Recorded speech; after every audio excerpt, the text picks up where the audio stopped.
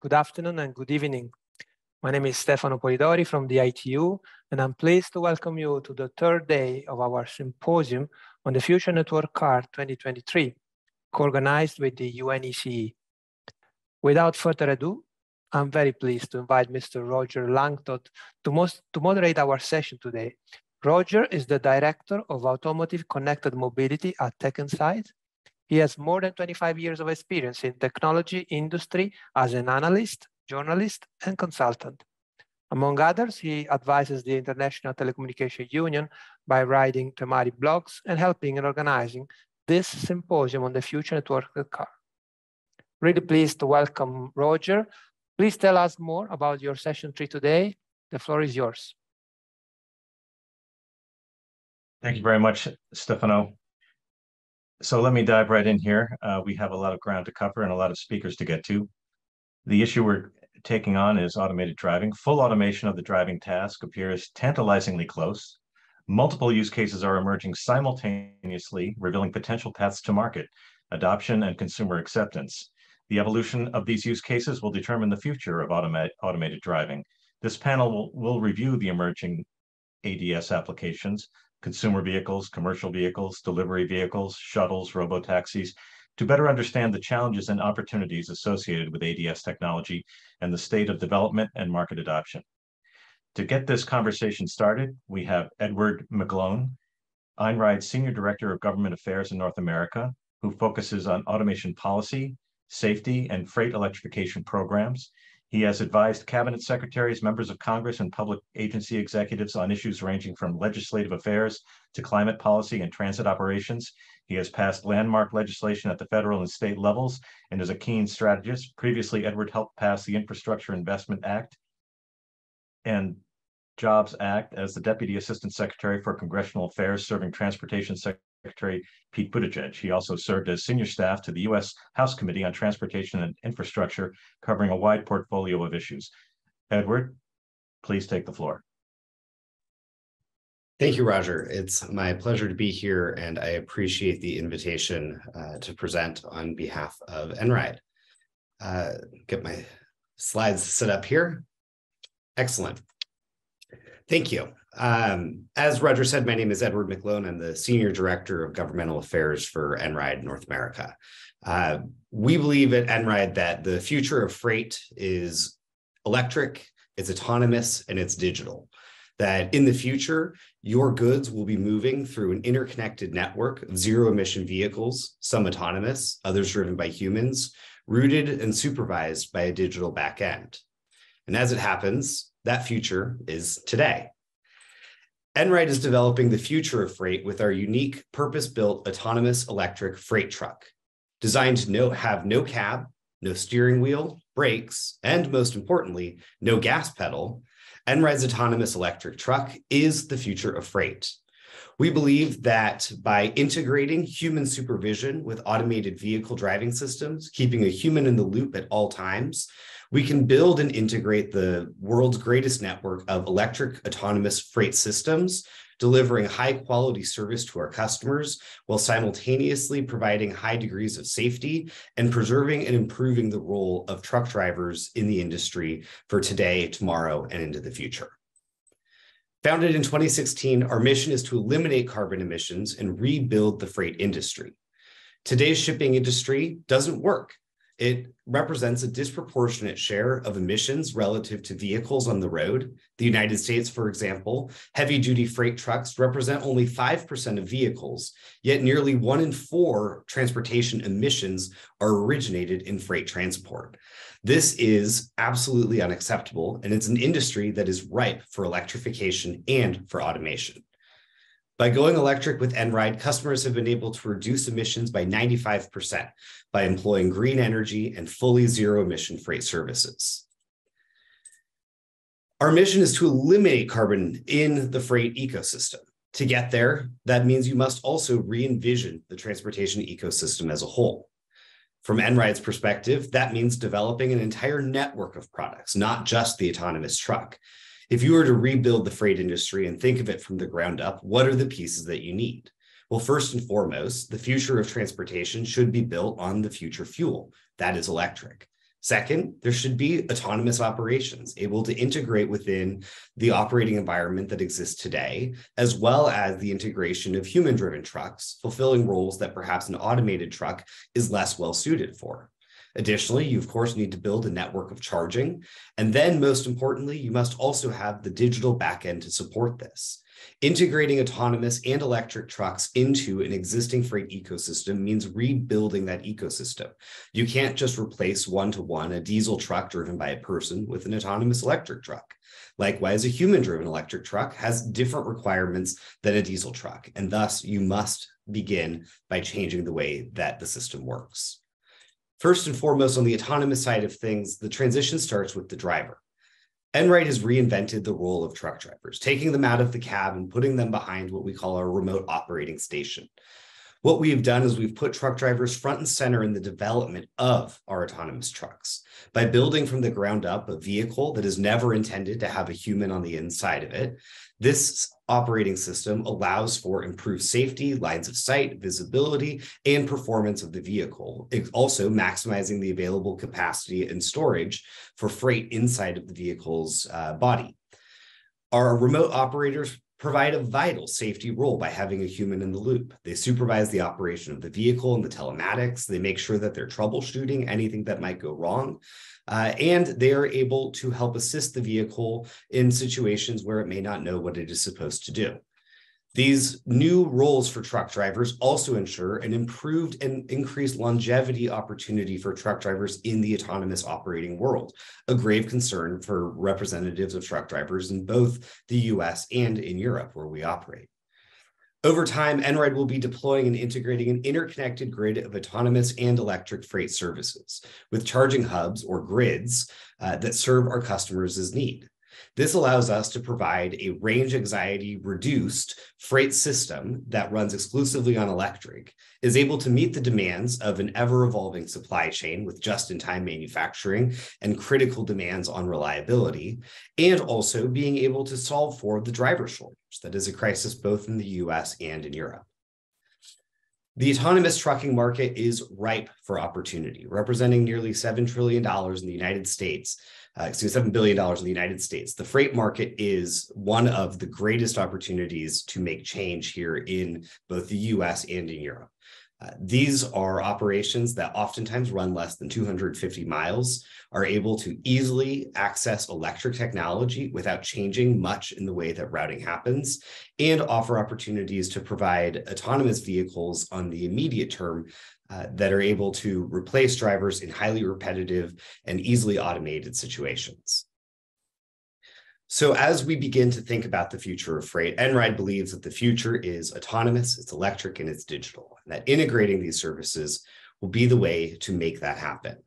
But before that industry is able to take off and achieve its greatest successes, we must realize that an industry changed by automation is an industry that needs its regulations updated as well. Current regulatory frameworks hamper or threaten the growth of the autonomous vehicle industry. Before we dive into some of those regulatory structures, I just wanted to provide kind of a brief overview of where we see regulatory structures existing in both the US, Europe, and more globally. As many are familiar, the UNECE sets global automotive standards. Those are deployed by many UN member states, including the European Union. That said, there's a dotted line on this graph because the US does not subscribe to the standards of UNECE, although it is a party to some of the discussions that happen there and follows closely. Then as you deploy down below, the EU is setting up its regulatory framework for autonomous vehicles through type approvals of both ADS systems and vehicles. The US itself has a joint federal and state regulatory framework for how these things work. The US federal government sets minimum vehicle safety standards that are required for vehicles to operate on public roads, whereas on a state-by-state basis, there's a determination made about whether or not automation is permitted. Additionally, the US federal government sets standards for truck driving, which is a very highly regulated industry. We'll talk about some of that in a moment as well. So what are the three main areas in the policy market that must be addressed for AV trucking to be successful? First and foremost, there's the vehicle.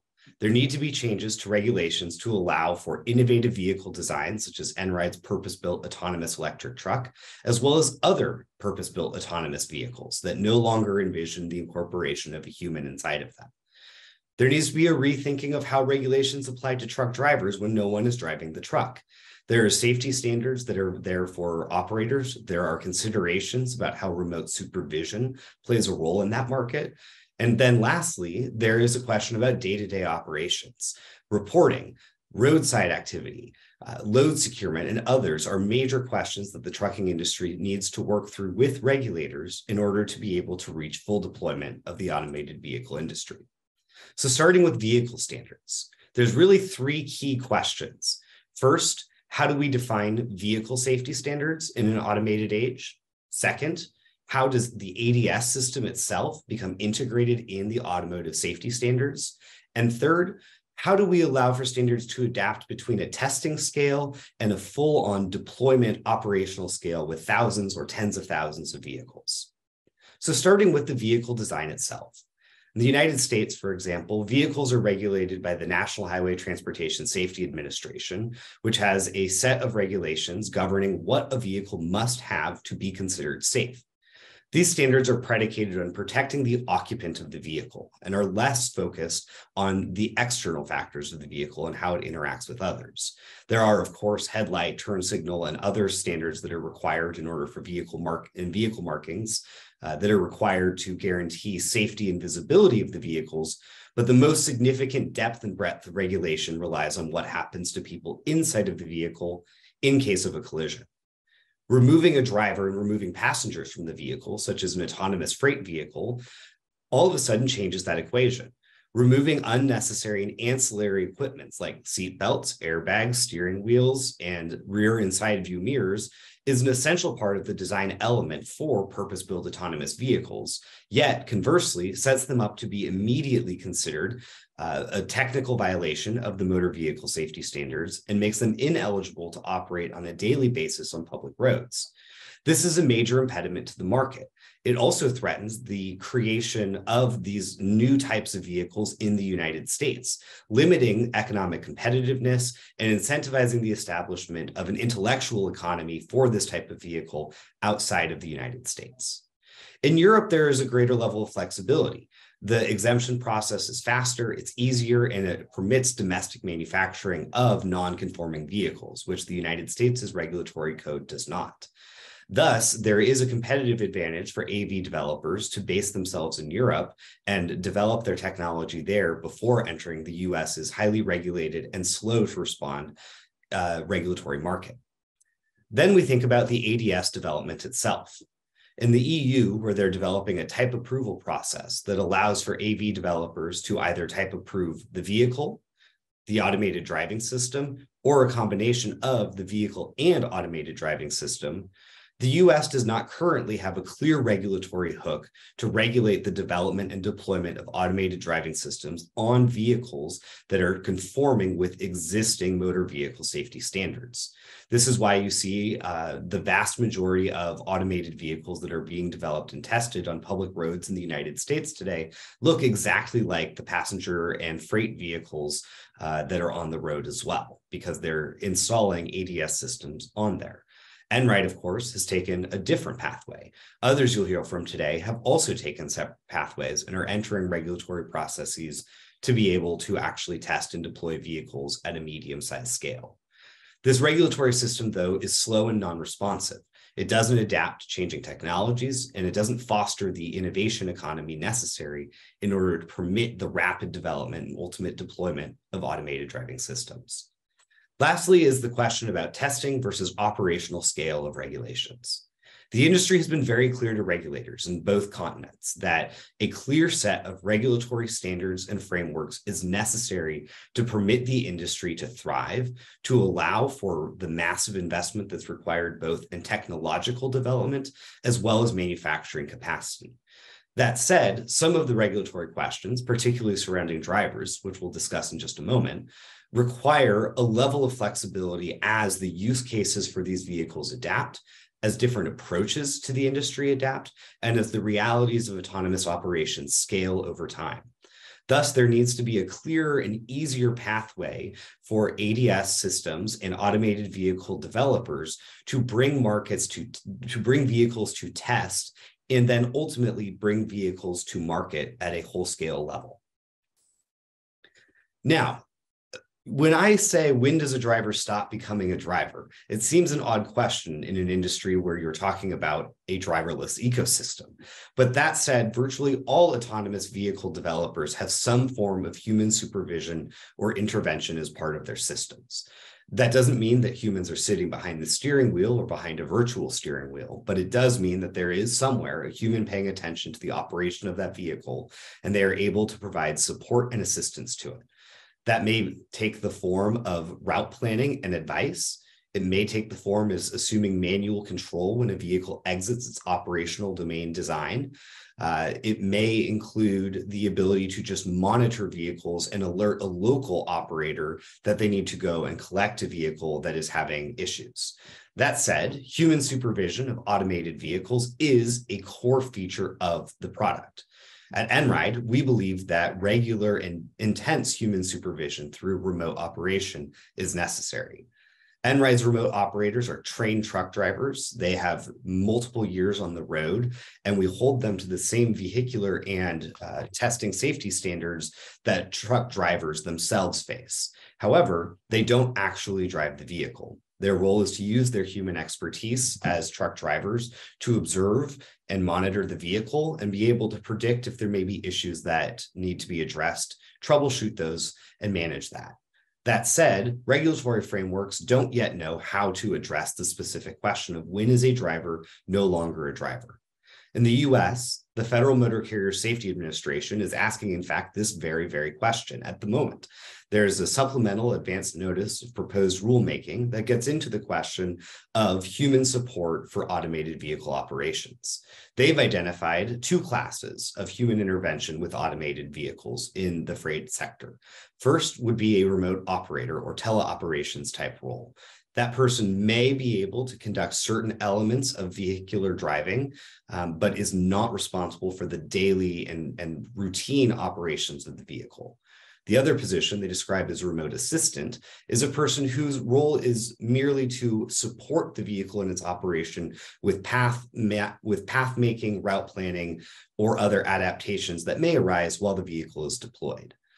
Regulators are attempting to answer the question of how do we immediately and permanently integrate remote operations and remote supervision of automated vehicles into a rulemaking environment that has maximum numbers of hours of service and other key characteristics required for truck drivers. This regulatory environment is still fairly nascent, however, and needs to allow flexibility for the adaptation and data-driven decision-making to apply. As we know from folks who do things like air traffic control, as well as remote drone pilots, the level of focus necessary behind a computer screen while managing the operation of a highly automated vehicle or a highly automated process requires a significant amount of attention and carries a significant level of fatigue. We don't have enough research yet to fully determine how you would apply human driver standards to remote driver standards. But one thing that we do know is by pulling the driver out of the vehicle, you reduce the risk that remote operators or remote supervisors will make safety negative decisions. The reason for that is that truck drivers today, while sitting behind the wheel, carry the greatest amount of economic responsibility for the negative externality of freight operations. A truck driver who's sitting in a long port queue that is not their responsibility nor their fault is losing hours in their total number of hours of service in a day. That means that due to port congestion or other factors that are outside of their control, they may not reach their destination on time. They may face economic penalties or corporate discipline for their failure to deliver a vehicle and product on time. When you separate the driver from the vehicle, however, you remove that externality and you place that responsibility instead on the freight management system. A human operator that's responsible for supervising a vehicle but isn't tied to that one vehicle alone is able to make better, safer, and more responsible decisions and also face less fatigue from the day-to-day operations of driving that would encourage or perhaps create a risky environment. The next question is, how do you operate autonomous freight vehicles in the daily operational regulatory scheme? First and foremost, there are roadway requirements. When a heavy-duty vehicle is pulled over to the side of the road, there are requirements in every country about some degree of warning that must be provided to other drivers. Typically, the truck driver would need to get out and put up a warning triangle or flares. They may be required to wear a vest, those sorts of things, to alert other drivers to a potential hazard on the roadside.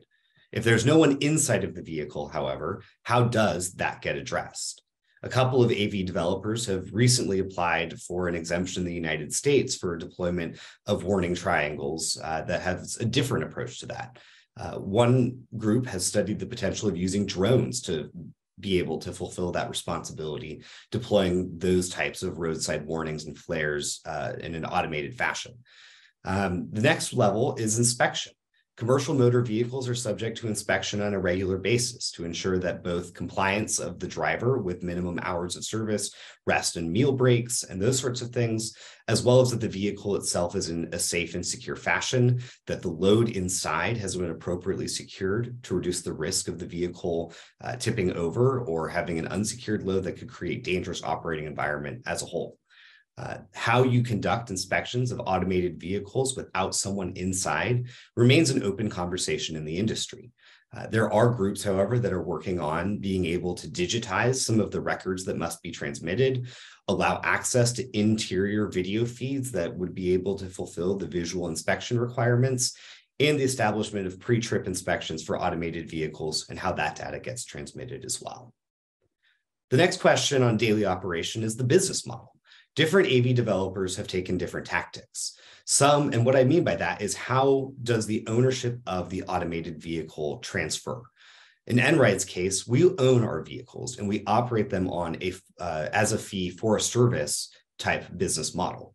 We believe that owning and operating the vehicle ourselves allows for the greatest trend towards safety, allows the greatest responsibility for the ADS system and the developer, because we bear full risk and full responsibility for the support and operation of that vehicle on a daily basis. Others have taken a model of developing purely an ADS system that can be integrated into other vehicle types. And even yet, other operators have just started creating and intend to sell their vehicles directly to consumers who would operate them within their freight systems. All three of these different types of operational environments will change the regulatory model and create potentially new standards or new requirements that could apply to ADS systems, ADS developers, and ADS vendors. Then there's the reporting level. We talked a little bit during inspection about reporting that is required, but there are also further reporting mechanisms for ADS systems. In the United States, all ADS developers are required to report on collisions that happen in operation of their vehicles. And as you see this industry begin to scale and the numbers go from hundreds to thousands of automated freight trucks on the road, the question about what level of reporting is the appropriate and reasonably attainable level of reporting is going to continue to evolve. And then lastly remains the question of supervision. How are these vehicles supervised? What is the required level of supervision, or is there a required level of supervision at all? In some states in the US, due to a lack of federal regulatory action, they are proposing and considering legislation, such as California, that would require a human be inside the vehicle at all times of an ADS vehicle operating at greater than 10,000 pounds, basically all medium and heavy duty vehicles. This, of course, is a political attempt by labor unions to preserve jobs that they see as at risk, but is being framed up as both a policy and safety necessity rather than just a question about jobs and labor. So with that, I'd like to wrap up. I thank you all for your time and attention. Happy to answer questions and look forward to the rest of today's panel.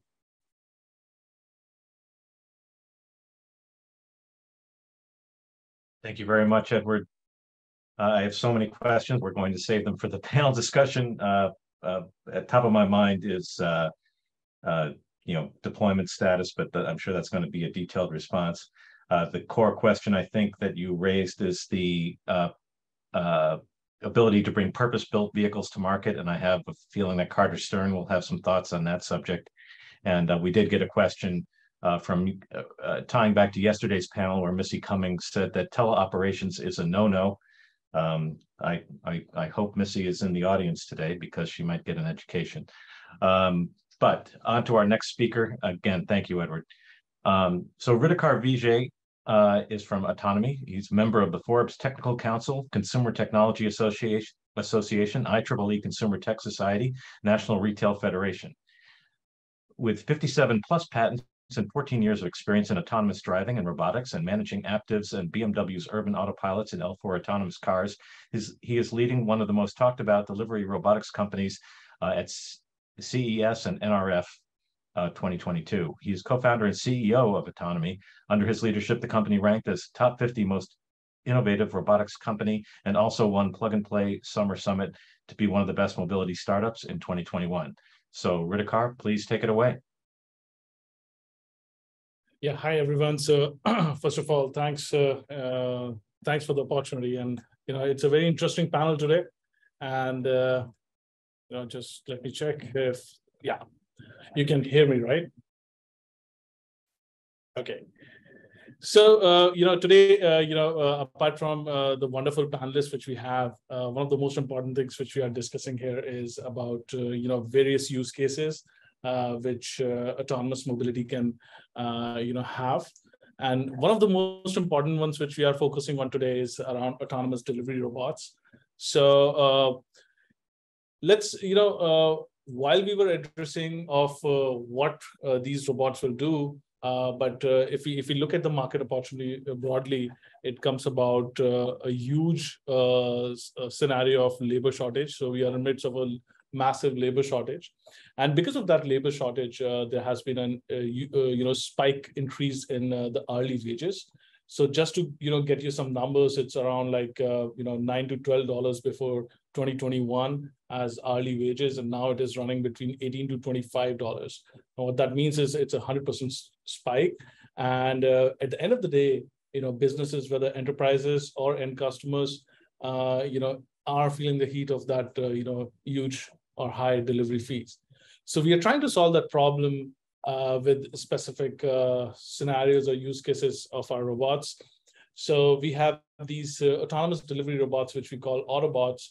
And these Autobots are doing deliveries for groceries, food and beverage, and e-commerce packages in two specific scenarios. One is outdoors, where we attack on the last mile delivery piece.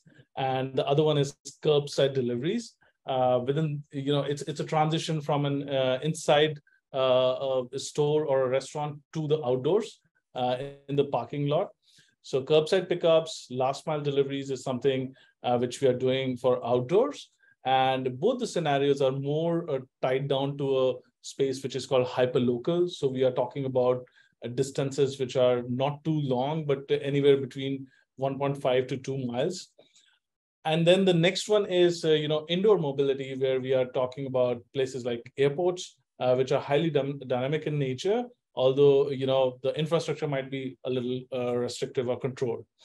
So from that, I would just like to show some videos of what we have done in last 8 months of deployments.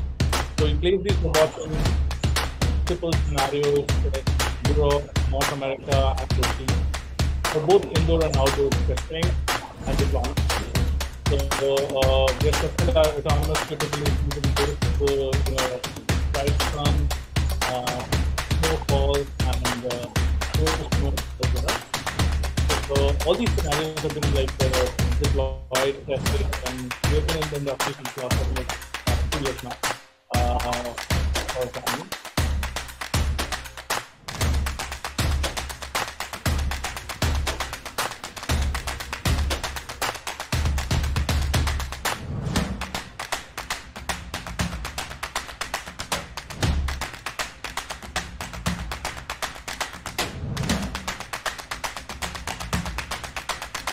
We have different applications where the drivetrain is different, where it can be site safe, and that helps us improve our site safety.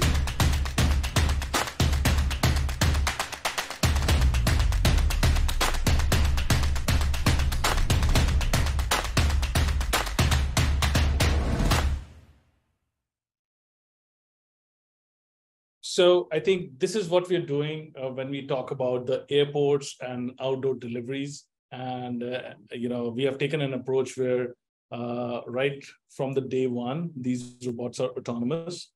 And only in few scenarios where the robot needs help, there's a fallback teleoperation. So, in technicality, we call them L4 autonomous robots because, they are fully autonomous, but at some points, a remote teleoperator can take up the control. Now, it's important to understand, what is the overall L4 autonomy engine behind it. Just to give you some context, that we have, a 3D LiDAR, a bunch of cameras, and a layer of safety sensors, just to ensure that these robots are safe in an environment which is dynamic. And when we actually, when we started, deploying these robots on sidewalks and, campuses and, cities in Spain, for example, we just figured out that it is sometimes a lot more difficult than a road, because you still get some, references when you're on a road, like lane markings. But when you're on a sidewalk, it can be really dynamic and crazy. The advantage, however, is that the speed is lesser, between 6 to 10 miles per hour. So there you have control, but you have to deal with a lot of change in environment. So that's why what we did was we created a L4 autonomy engine, which is independent of GPS positioning system to localize itself. And we use, high information maps to create, a very thin layer of map, which uses the geometric information from the LiDARs, semantic information from the cameras, and create a context around it. So, just for an example, the geometric structure here gives you a pillar. The semantic information here gives you a pillar number. So this whole information becomes a pillar number 24, and that becomes a landmark. And typically that's how humans navigate, right? So we create these landmark-based, maps, as compared to the high definition maps, which most of the autonomous cars are creating. And that's a lot of data. And we are talking about deploying these robots on edge hardware. So this actually, this was launched last year by us at NVIDIA GTC. And since then, there has been some, commendable, performance in new and dynamic areas. Having said that, having talked about the contextual navigation engine, it's very important to have a monitoring and fallback teleop. So we have a teleoperation framework, which helps us to not only monitor these robots in different scenarios, but also understand the purpose of these robots. So, for example, if it is a last mile delivery, then you expect a staff to load the order and an end customer to unload the order. So they are like, the robots are interacting with people. And it changes when, if it is for middle mile, for example, when both at the loading time and at the retrieval time, it is the staff members who are getting the items out. So it changes a lot of aspects from the human robot interaction perspective, but that is like an additional layer on top of the autonomy part, right? So we have like these frameworks which help us to interact with the environment and also with the users. There are so many possibilities when it comes to engaging with users, and specifically when we talk about regenerative AI, they can actually interact with them, where autonomy piece is like still different, but the interaction, monitoring, and teleop is completely different.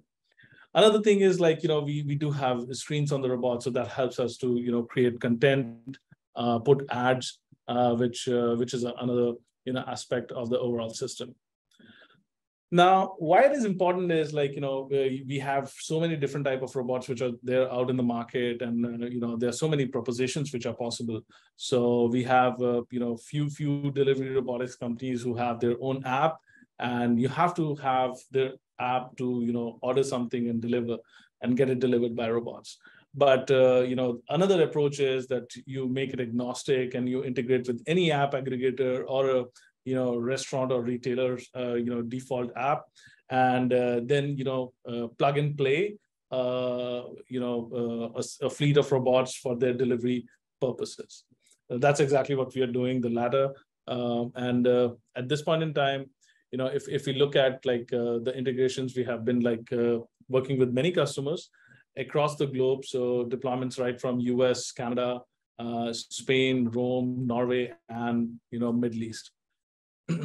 Now, when we are talking about so many geographies, obviously, there is no standard at this point in time, and that becomes one of the most important and talked point these days. And if we talk about United States, so 20 states out of the entire US have some defined laws around sidewalk delivery robots. Now, that's a lot compared to fully autonomous cars, where 2 to 3 states might be having enough laws to allow autonomous cars to navigate without a safety driver. So even if it increases from 2 to 3 to 5 to 6, it's still the considerable difference is a lot. So if we talk about a solution which can be put in place to the customers in next 2 to 4 years, I think that makes a lot of difference compared to the go-to-market strategy, and also the utility of the technology in current times. So, but still, if we look at the regulatory frameworks, 20 states do have some sidewalk delivery robotics law, but those laws are different from state to state. So, permissible speed ranges from 6 miles per hour to 12 miles per hour. Few permissible, weight of the robot ranges from 80 to 500 pounds. Few states are, only permitting 80 pounds robot. Few are permitting up to 500 pounds robot. So, and also, what is the human interaction element? What is the teleoperation element? So if you're crossing the roads, the robot should be teleoperated. If it is a regulatory aspect, then it's different. And if it is, sheer capability thing, then that's completely different. So at this point in time, despite of the fact 20 states are having laws, they are very, very patchy. So in absence of any specific law which can be standardized, we actually came across Urban Robotics Foundation, which specifically, term these robots which are out in public as public mobile robots, or public autonomous vehicles, so as to say, where these robots are out in the public for a variety of applications. But they are working, the whole consortia is working on drafting an ISO standard, which is ISO 4448.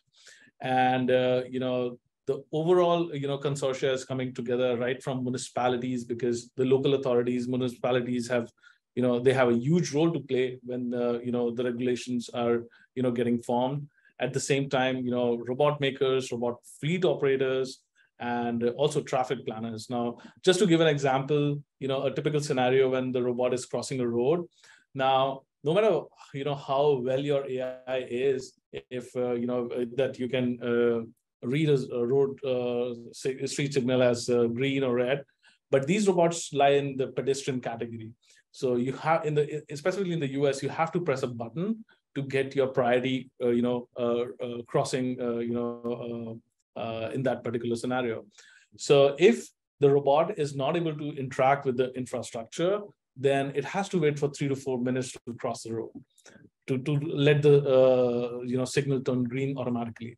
So these are like very specific scenarios which are fueling the growth, where we are working with municipalities and authorities to have a better V2X interaction element with the robot, so that those things can be facilitated.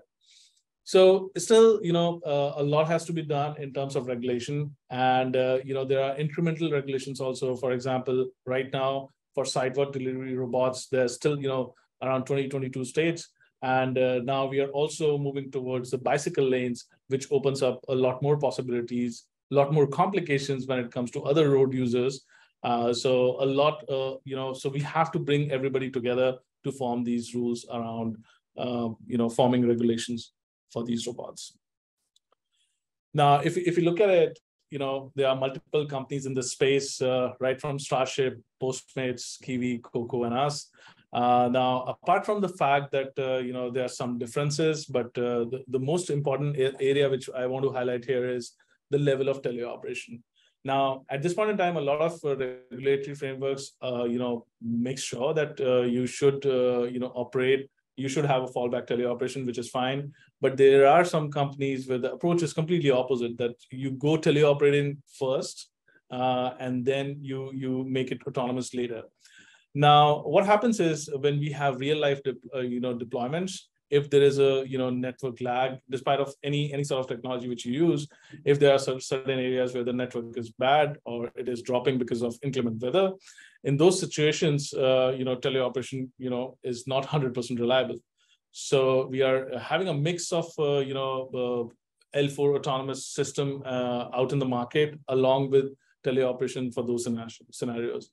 We do map areas with bad network areas, and we make sure that specifically at those times or those zones, the robot should be autonomous.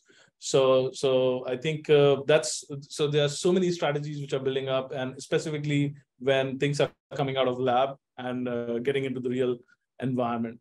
So more deliveries, more kilometers in real world. Anybody is logging. I think a lot of learnings are coming around from there. That's the team, behind what we're doing. So we are around 35 to 40 people spread across US and India. And right now we are making sure that we can, have a very viable application of autonomous driving, and where these robots are specifically not a B2B offering, but it has certain element of an end customer, apart from being just a road user, right? So a customer can control, interact with the robots, and there's a purpose for these robots to be running around them. So, we have been backed by, a couple of angels and, our VC funds, deep tech and food tech and retail, funds. And yeah, that's pretty much it, from today's context. If there are any questions, please feel free. Yeah.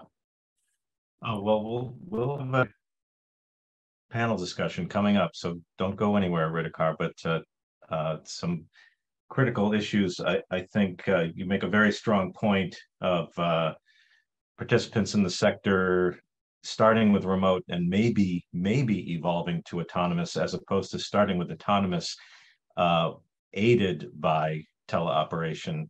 We're going to put a pin in that one. I think that also echoes the NRIDE point and presentation. I do have one quick question, and that is looking at the regulatory environment in the US alone would seem to be a bit alarming from the standpoint of bringing anything to the marketplace, especially if you take into account issues like insurance, for example. Is the Urban Robotics Foundation in position to try to come up with some sort of a regulatory framework, or are we really counting on the ISO standards activity? So US states have, these 20 states which I mentioned, they have bills which have been passed. So that becomes the, backbone of, operations in that particular state. But, the intent of URF is more towards, generalizing or, making it common for across the platform. So, coming up with a ISO standard, it is in draft stage, and, probably in about a year and a half. I guess what I'm driving at is this: the URF have a legislative or regulatory agenda? So, at this point in time, wherever we are operating as per the state laws, but we are also making an effort to contribute wherever we can standardize it over, across geographies, so that it becomes a de facto thing. Okay, so it sounds like we're in blue ocean territory. It's wide open, and just as Edward pointed out, a lack of direction here in the US. All right, well, we will talk about it more during the panel discussion. Thank you very much, Ridhikar. That was really actually quite enlightening. And now we'll move on to our next speaker, Fan Ren. Fan Ren has a PhD, and she joined Chang'an Automobile Corporation in 2010. Fan had 4 years experience in a leadership role in the R&D of intelligent vehicle technology at Chang'an US R&D Center. Since 2019, she became the manager of a tech department of Chang'an Automobile Group in China, which focuses on software development of automated vehicles. Fan is an experienced leader in the development of automated driving systems, as she was deeply involved with the management role in conditional autonomous driving program in Chang'an from 2016 to 2020. And now she is also the supervisor of Gen 2 and Gen 3 automated driving production platforms at the company. Van Ren, please take it away. Thank you very much, Roger. Hello, everyone. It's a great honor to be here to share my observation and insights on ADAS and automated driving system in passenger cars. Next page, please. At the beginning, I would go straight to the point. In my personal opinion, although a few luxury companies have released their level 3 system, still, the automated driving system is not ready in massive passenger car market. Firstly, regarding to the technical readiness, level 3 system should take the responsibility of the conditional driving tasks. However, automated vehicle will not be infallible. The system have to deal with countless unknown corner cases. Besides, the measurement uncertainty and unpredicted behavior will cause new risks, while the automated driving system reduce the accidents caused by the distraction of drivers. Even a bunch of variant sensors like cameras, radars, LiDARs, HD map, high precision positioning system are used. They are not 100% precise. So they may fail at the same time. Moreover, incomplete requirements and the verification and the validation process may introduce more uncertainty. It's difficult to qualify the safety. Secondly, in terms of the customer acceptance, some surveys indicate that customers are less open to driving fully automated driving vehicles. They adopt a more cautious attitude. The customers don't have trust in the safety of an automated driving system. Neither, they don't have the opportunity to test drive the automated cars. They require more information about the technology from OEMs and about the regulations. So they have concerns about the readiness of the technology. In the meanwhile, the customers expressed enthusiasm on level 2+ system. Take Chinese market as example. The survey from Authom indicate that the adoption rate of level 2 and the level 2+ system was approximate 25% of all new cars in 2022. And for cars, the number will approach to 50% in 2025. This is a good sign and opportunity to cultivate customer habits for future high-level autonomous cars. Therefore, the adoption of automated driving will take a long time. It should start from low speed to high speed, start from commercial vehicles to passenger vehicles, from ADAS to ADs in passenger car market. This process is evolution, not revolution. Next page, please. Then I would like to share my observation on the evolution from 4 aspects of features, product types, human-machine interactions, and R&D strategies in the following parts. The first observation, the OEMs are pursuing rich features on both ADAS and automated driving system because level 1, level 2 features and the level 3, level 4 features are not opposite. For driving assistance, OEMs do not emphasize the levels of autonomy. They try to provide more convenience and efficiency of mobility by advancing the technology to expand the operational dynamic domains. Features quickly advanced from cruising to navigation-based A to B chauffeur. In China, the adoption rate of AEB ACC system is around 50% in new passenger cars, according to the report. And the level 2 system, which may include lane keeping, traffic jam assistance, driver-triggered lane change features, are very popular. And some new car companies make it as standard configuration in new vehicle models. And the navigation on autopilot system, which have the capability to change lane automatically and auto ramp on and ramp off, also grow fast in the market in China.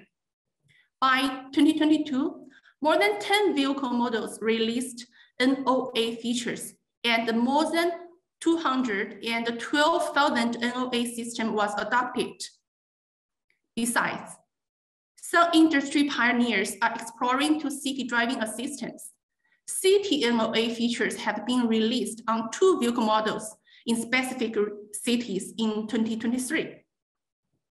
However, some leading OEMs never give up exploring of level 3 and level 4 automated driving system, which can really give the time back to the customers.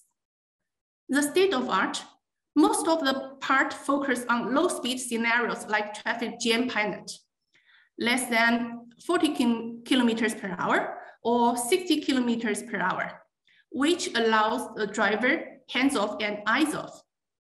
A few Chinese OEMs state such system is in pre-production because of lacking regulation support at this moment. And demos of automated valet parking are shown as well. Next page, please. The second observation is about the transforming of product.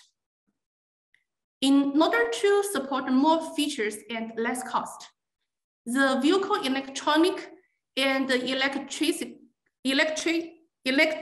and electronic architecture proceed from distributed to domain to centralized architecture. Along with the developing of EE architecture, the ADAS and AD products become more integrated in fast speed.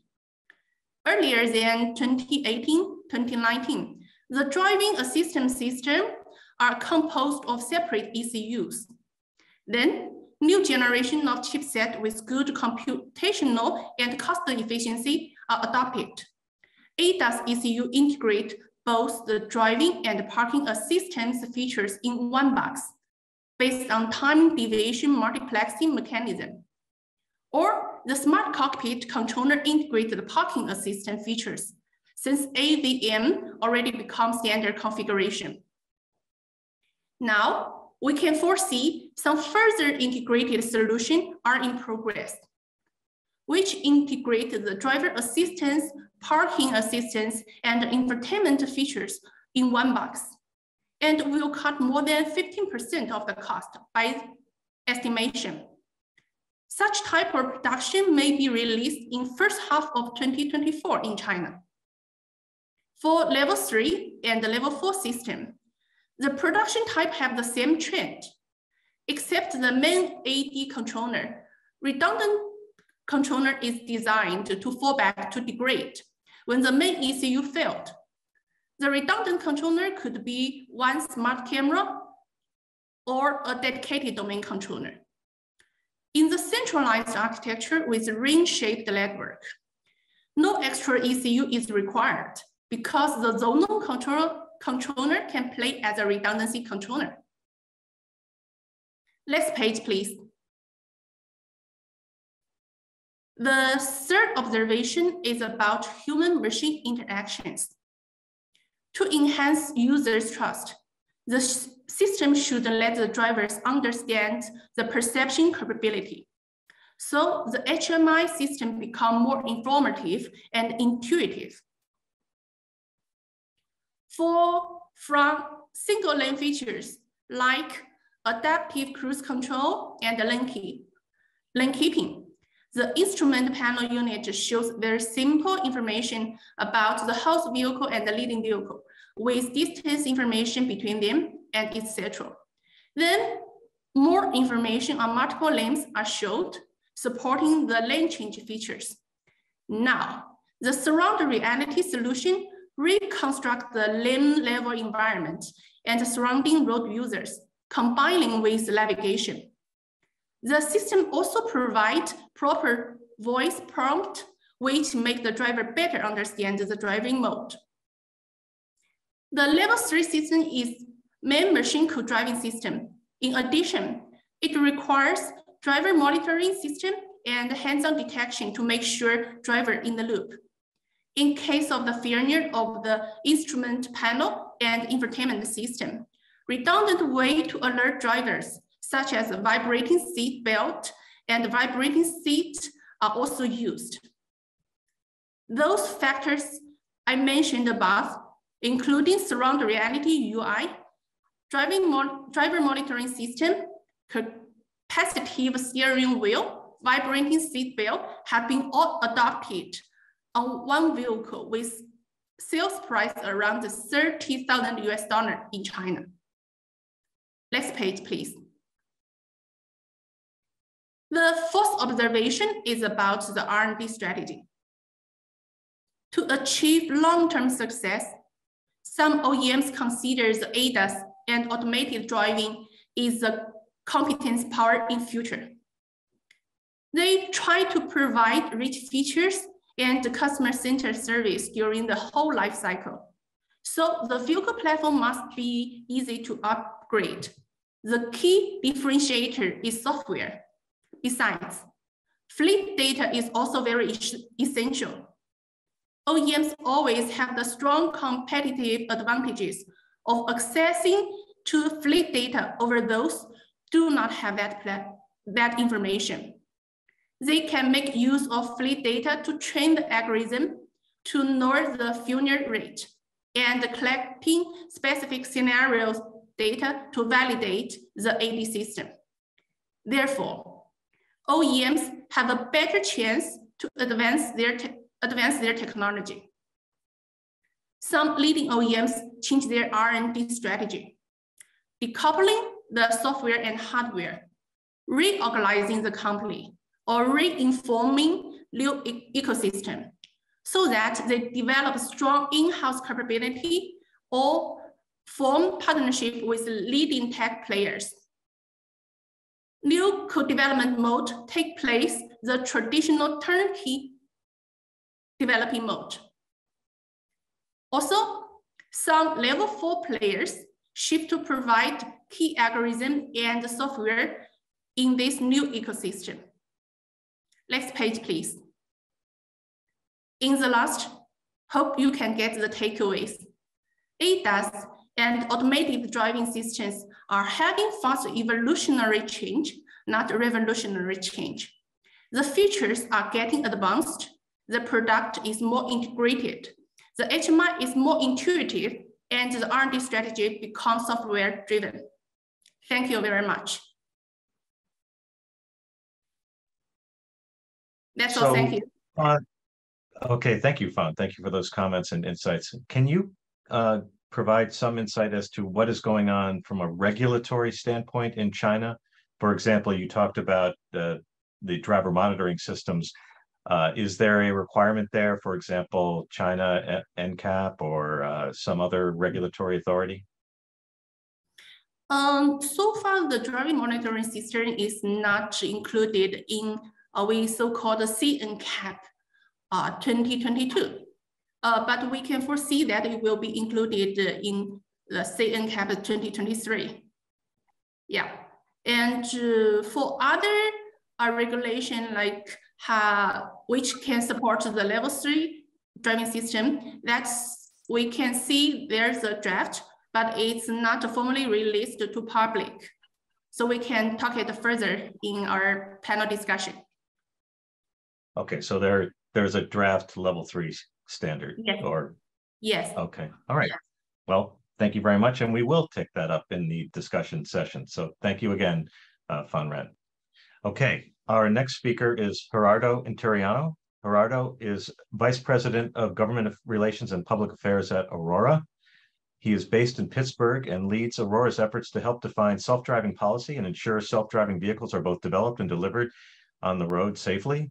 With more than 15 years of advocacy, campaign, and legislative experience, he has brought highly regulated products to the market in various industries, including transportation and telecommunications. Gerardo's efforts have focused on democratizing transportation, bridging the digital divide, and harnessing the power of technology to create greater economic opportunities for underrepresented communities. Gerardo, take it away. Great. Thank you so much, Roger. Appreciate it. And glad to be joining everybody this morning. I've enjoyed the presentations thus far. So let me talk a little bit about Aurora first, and then we'll get into some of the regulatory challenges and opportunities that I think we have. So Aurora's mission is to deliver the benefits of self-driving technology safely, quickly, and broadly. If we can go to the next slide, we'll talk a little bit about the company next. So we have approximately 1,700 employees. All of them are based here in the United States. They're spread throughout the country, with our headquarters being in Pittsburgh, Pennsylvania. In fact, 2 of our founders are graduates of Carnegie Mellon, and our 3rd founder comes from MIT. We've got over 1,400 engineers and folks on the product team, as well as 175 PhDs and 1,100 patents throughout the company. Most of our operations work is actually happening in Texas, which we'll discuss here in a few minutes. Next slide. So what is the Aurora Driver? This is our product. So we are developing the software, the hardware, the services needed to deploy self-driving technology on a wide variety of platforms, from trucking to ride-hailing. We are working with partners that are best in class at what they do. So our business model is to use and to leverage other companies that are best in class at the things that they do. So whether it's a manufacturer of trucks like Packer or Volvo, or whether it's the manufacturer of vehicles like Toyota, we are deploying the Aurora Driver in partnership with these companies on their platforms in order to be able to broadly deploy the Aurora Driver across our communities. Next slide. So this is a little bit of what it looks like. This is what the ecosystem looks like. So if you look on the left-hand side, you have the trucking side. So you have the OEM. So we partner with Packer, Volvo, and Toyota. And then you have our fleet service partners, which are Ryder. Some of our customers today are FedEx, Werner, Uber, Freight, Schneider. And of course, we talked a little bit about how we're going to deploy with Uber, with Toyota as part of our partner as well on the ride-hailing side. Next slide. This is the work that I mentioned that we're doing in Texas. So we already have operations in Texas going from Dallas to Houston, as well as from Fort Worth to El Paso. And we're running these routes daily with two vehicle operators today. But the goal is to be able to remove the human driver from these vehicles next year, as our roadmap will show here in a minute. Next slide. So here's a roadmap. So as you can see, we're almost at the end of Q1. It's hard to believe how quickly this year is going by, but by the end of Q1, we should be feature complete. But by the end of the year, we'll have the Aurora Driver be ready. And then we're looking to have commercial operations get going on 2024. You can find this slide, in fact, on our investor relations website, if you want to look into it a little bit further and understand the model and what it is that Aurora is doing to deploy this technology safely, quickly, and broadly. Next slide. So what's our value proposition? So for us, when it comes to trucking, we believe that our mission is aligned very much with that of regulators, right? It is about increased safety. It's about being able to safely and efficiently deliver goods throughout the country. As I think we've all seen over the last several years, the supply chain has been a big part of the problem. And so we believe that this technology will allow us to deliver goods more safely, more efficiently, to use the resources and the infrastructure that we have in a more efficient way, and to be able to increase that asset utilization. We also believe that there's going to be better fuel efficiency, right? We believe that all of these are just some of the benefits that will be able to help and we'll be able to deploy and leverage once we're able to deploy this technology and to unlock the value that exists, not just to carriers, but to consumers, right? One of the stories that we always tell is in Pennsylvania, we were meeting with a state legislator who was asking us about what this means for perishable goods, right? And what it meant for him was that he all of a sudden can access markets that maybe he couldn't access before because of the hours of service limitations, because truck drivers have to stop, where all of a sudden, if we can deploy this technology, he can get his goods to go out further and start accessing markets that maybe today he couldn't access. So we believe that the power of the technology is not just going to be able to bring value to the carriers. I think it's going to make our roads safer, but it's also going to be something that consumers benefit from. Next slide. So I want to spend most of my time on this slide today. I think you've heard several comments about what is the regulatory landscape. And I think we need to take one step back. So in the United States, you really have two different types of states, right? You have the states that are going to be permissive, and what I mean by that it's the states where if the law says that if the law does not say that you can't do something, you can. And then you're going to have the other side, which is if the law does not say that you can explicitly do something, you can't. So in those states, those are the places where we are focusing on trying to change the laws in order to allow us to test and safely deploy this technology. But in the vast majority of states in the country today, you can actually already deploy self-driving technology without a human driver. One of the biggest misconceptions that exists today, and one of the things that I'm hoping to clarify today, is that we need something from either the federal or the state government to deploy technology. In Texas, if we were to be ready to pull the human driver from our vehicles tomorrow, we would be able to do so without the need for any regulatory clearance, for any other regulatory permission. And part of that is because we have a close relationship and we work closely with our government partners. We want to make sure that we're transparent. We want to make sure that we're working with them and sharing the information with them. Our goal as a company is to never surprise our regulators and our partners in government. We want to make sure that we have that close relationship, that we work together to help them understand, to help them be a part of that process to deploy this technology, and to make sure that when we are ready to pull the human driver, that they are comfortable, that they are as comfortable as we are as well. But this idea that you can't deploy in the vast majority of the United States, or that you have to go get permission, or that something has to change on the regulatory side to deploy is just not true. We believe that in the vast majority of states today, we can deploy autonomous technology on our roads in a way that is safe, and that we're going to be able to safely deploy this technology and begin to see the benefits and the impact of this technology very soon. One of the success stories we have is actually in Pennsylvania. Pennsylvania is one of the states that, again, where we're headquartered. We changed the law just last year. Pennsylvania was a state where the law required that a human driver be in the vehicle. And so we worked with PennDOT, and we worked with the governor's office and the legislature and the assembly to be able to change that law and to allow for this technology to not just be tested. So we could do the testing in Pennsylvania up until last year because we had two vehicle operators in the vehicle at all time. But now with this law getting passed, we can safely remove the human drivers whenever we're ready, under the regulatory structure that has been placed. What I would say from a state and federal perspective is the most important thing for us is predictability. We want to make sure that when we make these investments to deploy this technology and to test this technology in the different parts of the United States and eventually the world, that we have the predictability to know that we can test, but then we can also deploy, right? It's not going to be enough to just be able to test that technology if there's no way for us to know that we'll be able to deploy it. So we're looking forward to continuing to work with the other states, making sure that this entire map turns blue, as well as working with other countries as this technology continues to develop and we're able to safely deploy. Roger, I'll send it back to you.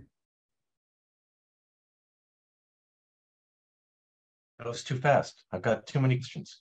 But what's going on with New Hampshire, or is that Vermont, Massachusetts, and New York? I mean, I think some states, again, are the ones that have that requirement that there be a human driver. There's been a lot, in fact, in the news lately about California, right? California has just begun their rulemaking process at the DMV. That was something that the legislature set several years ago. It just takes a while to go through the rulemaking process, but we're actively working with the DMV and with Caltrans to be able to make that happen. But these states, there are some states that just have, I think somebody referenced earlier, there's rules that are outdated, right? We used to talk about this, and I've been doing this now for several years. When we were first working with Texas, they were talking about passing a bill, but the bill had references to a steering wheel. Right. And so what happens when eventually maybe a car doesn't have a steering wheel? In many of the states, there's still a reference to a human driver. But again, for perspective, in Texas, the law a few years ago was that the driver had to be licensed, but it never said that the driver had to be in the vehicle. Right. And so that's the nuance, right? And so drivers have to be licensed, but there was no requirement that a driver be in the vehicle. So we worked with the state of Texas to change the law. And now you have a law that actually explicitly allows self-driving vehicles to test and to deploy on the roads. But there was no need really for that law to change because there was nothing that prevented us from being able to do it. We just proactively worked with the state to create that regulatory infrastructure that allows us to do that. But the map would look very different if we looked at it from the standpoint of a purpose-built vehicle, like an N-Ride or a Cruise, that, you know, no steering wheel, no brake or accelerator pedals, no mirrors, no seat belts, maybe airbags, maybe seat belts, but none of the standard safety, you know, vehicle requirements of the FMVSS. That map would look a little different, right? Yeah, I think that would look different, but that's also much more on the federal side versus the state side, right? Like part of what we're trying to do is to make sure that each level of government stays in their own lane. So for example, we don't want to be in a world where every city is able to dictate, you know, what are the safety requirements to these vehicles, or is the technology safe enough? Or can we go on this road, but not on this road, right? So I think making sure that cities regulate the areas that they're supposed to regulate, that states are doing what they're doing, but then on the federal side, like we're also very clear, like we believe NHTSA needs to continue to have that authority, right? We don't want to be putting ourselves in a position where you have a patchwork of legislation across the states, where we can't deploy, where we have to worry about interstate commerce. But we believe that NHTSA and FMCSA on the trucking side are the two agencies that really need to have that control on the federal side versus having it be a state by state patchwork. Well, Gerardo, that's a great lead-in for our final speaker, which is Carter Stern. So thank you very much, Gerardo. And No let's proceed to Carter Stern, Director of Global Government Affairs for Cruise. Carter is the Director of Global Government Affairs. He's based in Texas. Carter handles Cruise's government affairs and regulatory strategy in domestic and international new markets. Carter began his career as a trial attorney representing major road builders and tire manufacturers in cases involving catastrophic crashes, not accidents, Carter. Your profile says accidents. They're crashes.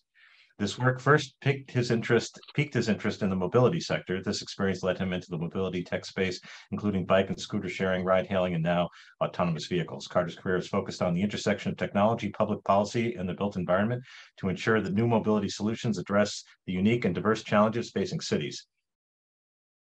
Carter, please take it away. Thanks, Roger, and good morning, everybody. Thanks for being here. Love hearing from my counterparts across the industry and looking forward, especially to the panel conversation later. As Roger mentioned, my name is Carter Stern. I'm the Director of Global Government Affairs here at Cruise, where I oversee public policy and regulatory engagement at local, state, and international levels as well. So for those of you who are unfamiliar with Cruise, we're an AV company based in the United States. We're a subsidiary of GM. And we've been around since 2013, operating in Phoenix and San Francisco since 2016. We currently provide fully driverless ride-hail rides to members of the public in San Francisco. And we have been conducting delivery in partnership with Walmart, one of our large investors in Phoenix, for about the last 18 months. We, at the end of last year, launched ride-hail services in Austin and Arizona, and are looking for further growth as we head into 2023. And so taking the learnings really this year, the end of last year and this year has been taking the learnings of the last 7 years and applying them to new markets more quickly and at scale. We are currently operating our Chevy Bolt platform. So it looks like a Chevy Bolt anybody here can go buy from a GM dealership, except it has the sensor suite on the top, the conspicuous sensor suite that we're all familiar with. But heading into this year, we'll begin to launch our Origin vehicle. And in fact, I'm based in Houston, but I'm in Austin, Texas this morning, where our CEO, Kyle Voigt, announced at South by Southwest yesterday that we will launch our Origin first in Austin, Texas. So as a native Texan, I'm excited about that. And as a member of the Cruise team, excited for the future. So let's go to the next slide, please. Next two slides. One more. So I think, this is going last. I think we've already gone over some of this ground, but I think really to frame the issue of AVs for me, as Roger mentioned, my background has been in safety and policy advocacy for new mobility options. And what's driven home to me every day, whether it's in my own experience on the road or what I'm seeing in the data coming out of cities around the world, is that the roads are too dangerous. Everyone who's been in a car knows this to be the case. We've all had close calls. And we become a bit numb to those. So in the US, nearly 43,000 people have died in traffic accidents. And that's up more than 10%. So during the pandemic, we saw fewer miles traveled and more accidents occurring. So the trend line is going in the wrong direction. And we also know that transportation is really dirty. So at Cruise, our service always has been and always will be all electric. And I think that there's a really amazing opportunity, and our theory has been that there's an amazing opportunity to leapfrog the amount of VMT that is electric, rather than waiting on members of the public to purchase new electric vehicles with some of the infrastructure problems, the cost challenges, as well as just the long life of vehicles on the road today. We can put electric vehicles on the road very quickly and make them available to the public. And equally as important, one of the major issues with transportation, especially in the US, though as we see in certain countries where populations are aging, especially, transportation is not accessible. So whether you are my 90-year-old grandparents who are routinely calling me to take them to the grocery store, or you are unable to operate a vehicle by reason of some disability, existing transportation options in most major cities leave you out. And it's an unacceptable paradigm for us to be in. And so one of our real focuses at Cruise is how do we connect those folks into the transportation system and connect them to all of the things that make a great life. So next slide, please. So I'm going to focus a little bit on regulation, as you might guess from my title. That is what takes up most of my day. So in the US, we have an interesting regulatory framework, as was mentioned earlier, where you have federal, state, and local jurisdictions all butting up against one another. And in the case of a relatively nascent policy landscape, trying to figure out where those edges are. So federal regulators in the US primarily focus on vehicle design and the safety of passengers within the cabin. Then state regulators tend to focus more heavily on AV deployment requirements. So at the state level, most states like Texas and Arizona, as I've noted here, have a single regulator for AVs. So it's a one-stop shop for AV companies. California is a little more unique in that you have both the DMV and the CPUC that have a portion of the AV regulatory pie. And so we have to work, or we get to work with both of them as we put our vehicles on the road. And against that backdrop, of course, all of this is political. So our state legislatures are also responsible for determining each individual state's approach at a policy level. So the impact, as you can imagine, is that we end up with a patchwork of regulation. So even in the maps, I know we've seen a couple of maps today showing where AVs are able to deploy. Those states do not all have the same regulations, even if they are favorable to AV deployments. So when we enter a new market, when we scale up our service in a given market, there are a different set of rules that we have to follow oftentimes, which can make it a little bit more burdensome. So next slide. This goes into a bit of what is required in California, Arizona, and Texas, all states where Cruise is currently operating. And I think crucially for this audience, I think one of the things that comes up often, especially in our conversations with international stakeholders, is that Cruise is AV companies, not just Cruise, but Cruise in particular, are required to self-certify their ADS. So in conversations with international regulators, we oftentimes spend a lot of time talking about how do we know that the ADS, the self-driving software, is safe. And what the US states so far have done is take the approach that the companies know best whether or not their vehicles can comply with the rules of the road, whether or not they can operate safely. And so we will require a self-certification of them. So in the 3 states shown here, where Cruise is currently operating and expanding, in addition to self-certification, there are certain insurance requirements that are relatively, the levels vary, but the substance really does not. But the way in which we do self-certify will vary. So in California, there's an extensive process we go through with the California DMV, submitting documentation that our vehicles can comply with the rules of the road.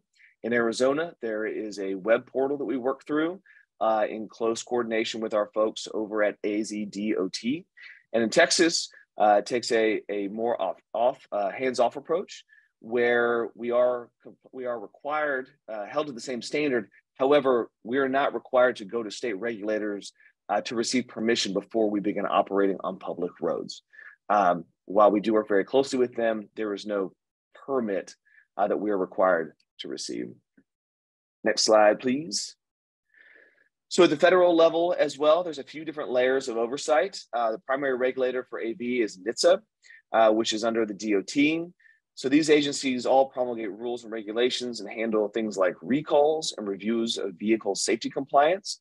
And in the same case of state regulators, of course, we have agencies, but then ultimately political bodies, in this case, Congress, are in charge of writing laws which NHTSA and DOT interpret and implement. So that includes in the AV and automotive space. Next slide.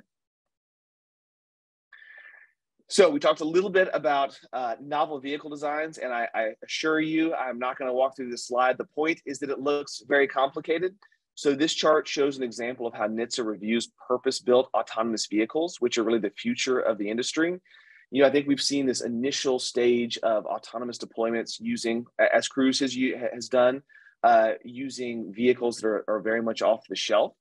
And while those platforms have been a great opportunity to learn and to tinker, as we grow into full-scale commercial deployments across multiple markets, the real opportunity of AV is to redesign vehicles specifically around autonomy. So when you ride in the back of one of our vehicles in San Francisco for our passenger service, there is no driver, but there is still a steering wheel and brake pedals and a driver's seat. And that space is space that can't be used. So right now, Cruise is working through approval of our Origin vehicle, which is what we announced yesterday. Will be on the road in Austin soon. It has no steering wheel. It has seating for 6, campfire seating. So there's three passengers facing another 3 passengers in the vehicle. But as you can imagine, NHTSA and federal regulators are not used to seeing those vehicles on the road. So there is an exemption process that we walk through. We do not self-certify our vehicle safety as automakers do with traditional vehicles here in the US. Instead, AV companies have to go through this application, public comment, and review period, while also demonstrating how the novel vehicle design will provide a benefit to the public. And that's all before NHTSA makes a determination of whether or not those vehicles can go on public roads. In addition to requiring this exemption process, NHTSA can only exempt 2,500 vehicles a year, and that exemption is only good for 2 years. So after year 2, at any given time, a company like Cruise can only have 5,000 vehicles on the road. And while early on in the process and early on in putting those vehicles on the road, that may not sound like a lot, at scale, that is far fewer vehicles than we intend to provide on public roads in the future, because I think that the market is much larger than 5,000 vehicles. So next slide. One of the most interesting parts of my job is, you know, the US is where I'm from. Obviously, it's where a lot of our operation is happening right now. But Cruise is also doing a lot of work internationally. And I think the opportunity to work and speak to foreign regulators is a great opportunity to change the way that we think about regulation and to adjust our perspective a little bit. But the policy landscape, unfortunately, does not get any easier when we leave the United States. So right now, Cruise has an exclusivity deal with the Road and Transport Authority in Dubai, and are working extraordinarily closely with them to set up their AV policy frameworks. But we will be their exclusive provider of AV ride-hail through 2030, and hopefully do a good job beyond. But there's a unique environment, a single regulator. And so working with them to set up that framework has been a great learning experience for us. And then in Japan, more similar to perhaps California, where there are multiple regulatory agencies here, METI, IMLIT, and the National Police Agency, NPA, all of whom have a different piece of the regulatory pie and a different set of concerns and issues that they're responsible for. So we've had the opportunity to work very closely with each of these bodies to talk about what Cruise does in the US, as well as sort of best practices around the world, and look forward to operating at some point in Japan as well. So today we're seeing, various countries and policymaking entities pursuing their own AV frameworks, which further fragment the regulatory landscape. And I think one of the things that is remarkable, I shouldn't say remarkable, is very interesting to me, is that I am often approached by regulatory agencies from countries around the world, many of whom recognize the safety benefits of AV, obviously recognize the environmental benefits, of electrification and have a real appetite for putting AVs on the road. What is also consistent is that things like self-certification are often a foreign concept and require a bit of a lengthy series of conversations around what that means and how we work with US regulators. But there are also standards that we see that come out that, from my perspective, not from regulatory agencies, often from think tanks and industry bodies, that don't reflect the state of the industry. And so there's sort of there's a gap there that we have to bridge oftentimes, but a very interesting part of the work. So next slide. And finally, local. So oftentimes, most states in the US have state laws that preempt local jurisdiction. So in other words, we don't necessarily have to go to a city to receive a permit to operate, but that does not mean that we don't work very closely with city agencies and city stakeholders and elected officials.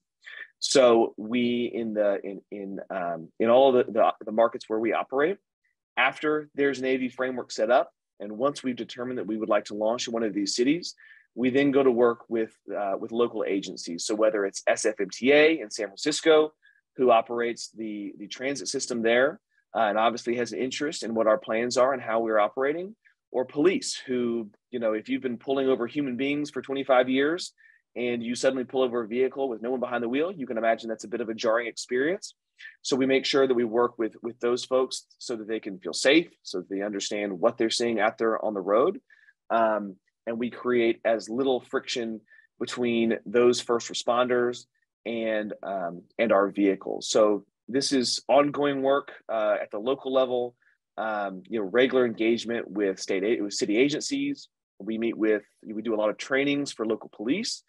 And that is an ongoing dialogue that we carry on continuously in the markets in which we operate. Next slide. So here's an image of, sorry, 1 second. So I wanted to leave you with a picture of our origin vehicle. This is what I mentioned earlier, novel vehicle design. Those are actually the doors that we're facing on this side. And these will be on public roads very soon. So I think, the opportunity of AVs that AVs present for public safety and climate change are immense. But I think AV companies are going to need policy clarity. We've created model approaches in certain markets in which we operate, but they have not been harmonized across the US, much less across the world. We're going to need clear paths to deployment so that AV companies understand where and how they can operate in the markets in which they choose to go operate. And there's other issues that are not AV specific issues. That includes things like data privacy, data security, data sharing. As we drill down on some of the digital issues facing other tech companies, they have unique implications for AVs that are collecting, an enormous amount of data on any given day. Insurance, obviously, is always an issue that comes up, has already been mentioned today. And then reporting. So, we make reports to California as well as to NHTSA. Other states have taken a more laissez-faire approach to data reporting. But again, the burden on AV companies where the reporting requirements are not harmonious can be a challenge. So next slide, please. And finally, I'll leave you with this. I think that AVs, the old saying is that they've been 10 years away and always will be. But the truth is that many companies, including those on this panel today, are currently operating real commercial services in US cities. And this is a reality beginning now in major US cities, and we'll see it more in 23, 24, and beyond. And the opportunity is immense. So on the right-hand side here, in particular, you can see a rendering of our Wave variant of the Origin. So it has a ramp as well as a bracket, which will accommodate a fixed frame wheelchair. And I think that I like to leave with that because it just goes to show the opportunity for AVs, not just in how it impacts those of us who can operate a vehicle, but for those of us who have been left out in the current transportation paradigm. The opportunity is immense. I'm thankful for the opportunity to chat with all of you today. And that is all from Cruise. Carter, thank you very much. Oh, can we get those slides back? I had a question about the first responder quick reference. I think it's like 3 slides. Oh, no. Forward. There you go. What is going on? You know, where it says 3.3 and then 4.4. Yeah, so that's the information we provided to fire. So it's an electric vehicle, so there are some unique fire concerns, as well as how they turn the vehicle off, access the vehicle if there's not a driver inside. And so just an example of some of the collateral that we've created for our partners in law enforcement and fire. And we've had a couple of presenters talking about teleoperation. What is going on around teleoperation at Cruise? You didn't talk about it at all, but I suspect you have the capability. So Cruise vehicles, we have remote assistance. We do not have the capability to remotely operate one of our vehicles. And the reason for that is because if we can operate one of our vehicles remotely, someone who is a bad actor can also potentially access those vehicles remotely. So instead, what we'll do, the remote assistance, we really call a fourth sensor. So the way it works is as a vehicle is operating in its service area, it may encounter a road feature, a puddle or a strange shadow, or a road barrier, which it doesn't recognize.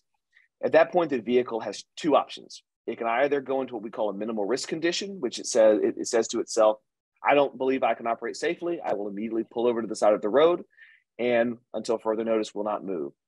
Or it can ping our remote assistance operators, which is a human being sitting at a computer who has access to all the data streams that vehicle is collecting. And it can say, is that a shadow in front of me or is that Roger? And, I obviously don't want to hit Roger, but I can drive through a shadow. And the remote assistance operator can provide a suggestion or can help interpret what that vehicle is seeing or what that vehicle should do. But the ADS system is still at all times engaged and is still making a decision. So in other words, I couldn't request the vehicle drive into another car. It wouldn't do that. But I could request that it drive around a double parked vehicle or some sort of an accident. So not remote operation. I think that's probably in the future for the industry, but right now, given the cybersecurity concerns, it's a risk that we're not taking. So California gave us this self-certification process, and it's coming up in other states now. You mentioned Texas, and the federal government has opened up an exemption opportunity for purpose-built vehicles, which makes sense. Except it seems like, as was noted, I think at the outset, that while the EU has a process that they're going through to get to some kind of certification, that the US doesn't even have a certification process at all. We'll get into it in the panel discussion in a little bit more detail, I suppose. But is there anything on the table or proposed or pending or up for consideration to put some meat on that exemptions process bone? It seems like there's no. Obviously, the San Francisco Metropolitan Transportation Authority sent in their letter. They were a little bit upset about some of the cruise vehicles stopping. But there's no real procedure, precedent, anything. What's going to happen? I mean, you're on the verge of having operations in Austin. I assume you wouldn't say that unless you had some inkling that exemptions are coming soon. Yeah, so with the caveat that I have a separate group of counterparts who work specifically on federal issues. You are able to put these vehicles on the road in non-commercial service under something called the FAST Act, which is for testing of vehicles. So obviously, we're not going to put any vehicle on the road in commercial service until we have the requisite exemptions from NHTSA. So initially, it will be a testing process. I know our team has worked very closely with NHTSA. They've been a terrific partner in all of this, but I think we also have to understand they're coming at this for really the first time. And so we're all coming along together to figure out what makes sense for the industry. And I think that, you know, a measured approach is appropriate. And I think we also all acknowledge, not as Cruise and NHTSA, but as an industry and as, you know, elected officials throughout the country recognize this is the future and this is coming. And so it's not a question of if, it's when and how we do that. And I'm very encouraged by what I've seen so far. You mentioned Dubai and you mentioned Japan. I was waiting for you to say something about Europe. What about Europe? Does Cruise have a better opportunity in Europe? You know, we don't currently have any firm plans for Europe. And one of the things that we've identified, there's a couple of items. Some of the data privacy questions are just different. So it goes to the global patchwork of regulation around certain issues. They're not AV specific, but they're still very important to the AV industry. The other piece, and I think Gerardo touched on this a little bit, is that there are some labor issues in Europe that are more pronounced than we might see in the US around taxi operators, et cetera. And so there is both a technical challenge as well as a political challenge that I think needs to be hashed out first. But you know, there's no question Europe is a wealthy, sophisticated, tech-forward region, and I think we all of us, I'll speak for all of us on the call, at some point want to be operating there. But it's going to be in the future at some point, but not quite yet. I do remember some rather militant responses to Uber in the early days in Paris, for example. Mm-hmm. You know, violence being done to vehicles. Okay, so we are now at the end of our presentations. Thank you, Carter, for your perspectives. Really powerful stuff. And we're going to take a break now. And since we're on time, well, let's take a 5-minute break. So we'll come back at 1:45 for our discussion across the whole panel of these regulatory issues and commercialization opportunities. So thank you very much for your attention, and we'll see you all back in 5 minutes.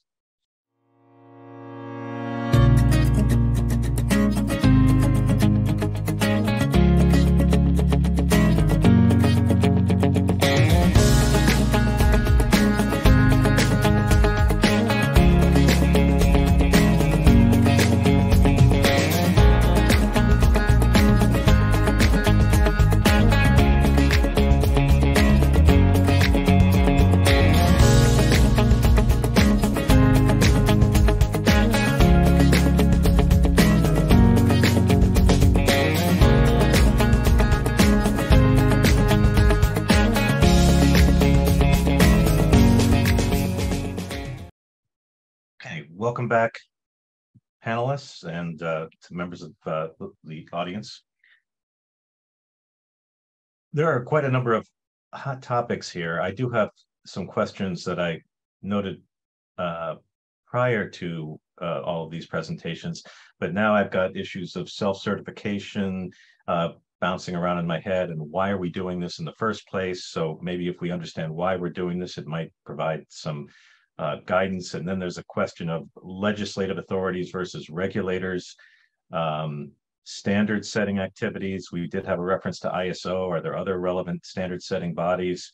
We didn't talk too much about consumer acceptance, but we've all seen research, and I do have my concerns about some of that research. And then of course, this question of teleoperations. And that was actually the first question we had. And Edward, you answered the question, and since it came from the audience, I'm going to ask you. I think you handled it succinctly, but maybe if you could expand on it a little bit. So that question of Missy Cummings say that teleoperations is a no-no, and actually I think it may be a little bit more widespread than people realize. Can you address that? Yeah. So, contextually speaking, of course, teleoperations is when someone remotely is completing core elements of the dynamic driving task, particularly steering, acceleration, braking, those types of things, as opposed to providing path guidance or other instructions to the vehicle. There is a very reasonable concern that teleoperations can be a risky maneuver, in large part because of the risk of lag time in the visual feed that is being demonstrated to the person doing the teleoperations and what is happening on the vehicle. If you think about a live stream of a sports game, perhaps a second difference doesn't make a lot of change, although you may get the push notification that someone scored a goal before you see it happen on your live stream. When you're driving a vehicle, that is a much bigger difference. And so, but you pointed out, but I think you pointed out a big misconception in your response, and that is, the teleoperator is not driving the car down the freeway. Correct. And so that is a major distinction. That kind of operation would be unsafe. However, in very limited maneuvers, conducting at low speed in low risk environments, teleoperation is a reasonable way to address some of the challenges that automated driving may face. But for the most part, it is not a safe or responsible solution to a fully successful ADS stack that is capable of executing the driving task. Any other thoughts or about misconceptions or opportunities around teleoperation, Ridikar? Yeah, Roger, if I can chime in here, and I think by all means, this is an opportunity. I think somewhat addressing your consumer and commercial acceptance. I think this is where we as industry have a lot of responsibility, right, on how we talk about it, because I think the semantics of it really matter. And I think some of the points that Roger was making in the chat, right, about the difference between what is a remote assist and what is a remote operator really matter. And that's some of what we're seeing in the most recent SANPRM from FMCSA, right, that there is a distinction between the two. And we as industry need to be working very closely together with the regulatory agencies to make sure that those distinctions are being made, because I think to your point that there can be misconceptions about what are the differences between the two and how is it that that industry is going to approach them. I agree with the comments that both Carter and Roger have made around some of the challenges with remote operations and some of the dangers of remote operations. But I think you mean Edward, not Roger. Sorry, Edward and Carter. I apologize, Edward. So I think that as industry, it is up to us to build that confidence, right, with regulators, with consumers. But I think that this is one of those areas where how we talk about it and the terminology that we use is actually really important. I got to believe, Ridikar, you have something to say about this. Yeah, I think, in our space, there are a couple of companies which are just doing teleoperation because, the speeds are low.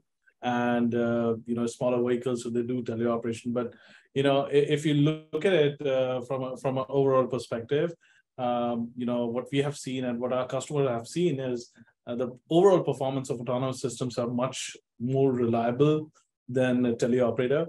But how we engage the monitoring system into a teleoperator is a stage-wise system where people can be monitoring specific scenarios, or they can help take the AV system decisions, critical decisions. For example, if the visibility is low and somebody the system cannot see the street lights and there's no V2X, I think some intervention is important and critical. And so things like those, human intervention is important. And as we go along, I mean, AV system is much more reliable compared to a fully teleoperated system. So a fully teleoperated system is a risky affair. It might look like, nobody's there in the vehicle or nobody, is around the vehicle, but it's moving on its own from a normal road user perspective. But I think we should stay away and stay clear from that, scenario. Interestingly enough, I think it's worth noting, and you all would have a better familiarity than I do. Some markets, correct me if I'm wrong, actually require teleoperation capability, correct? Like Finland, and I think some other areas. Anybody can shed some light on that? So that's a fallback teleoperation. I think that's that's a capability to have a better control on the system, so that they're like a fleet of 50 autonomous robots or vehicles are moving around, and you have no way to actually manage them. So they do require fallback monitoring and teleoperation system in place, so that if things go literally weird, then there is some way to control the overall situation, which is not a bad idea. But reliance on that teleoperation to an extent that the systems are working and making deliveries in our case using only teleoperation, that's something which also doesn't make economic sense, because we are actually removing or minimizing or addressing the labor shortage in general, right? So if there is a person who is actually teleoperating the vehicle full time, so that's technically not alleviating the problem as such. It is just positioning that it's coming. So yeah, that's the difference. So a more general question for everybody is, which regulatory authorities are doing the best job at enabling this value proposition, and why do you feel that way? Now, regulatory authorities, we're talking across the world, and obviously they vary significantly, as was made clear by Edward. There's the UNECE, and then the US is sort of this dotted line, sort of but not really governed by or participating directly in UNECE. But who's kind of getting it right or on the right path? And anybody can raise their hand on this one,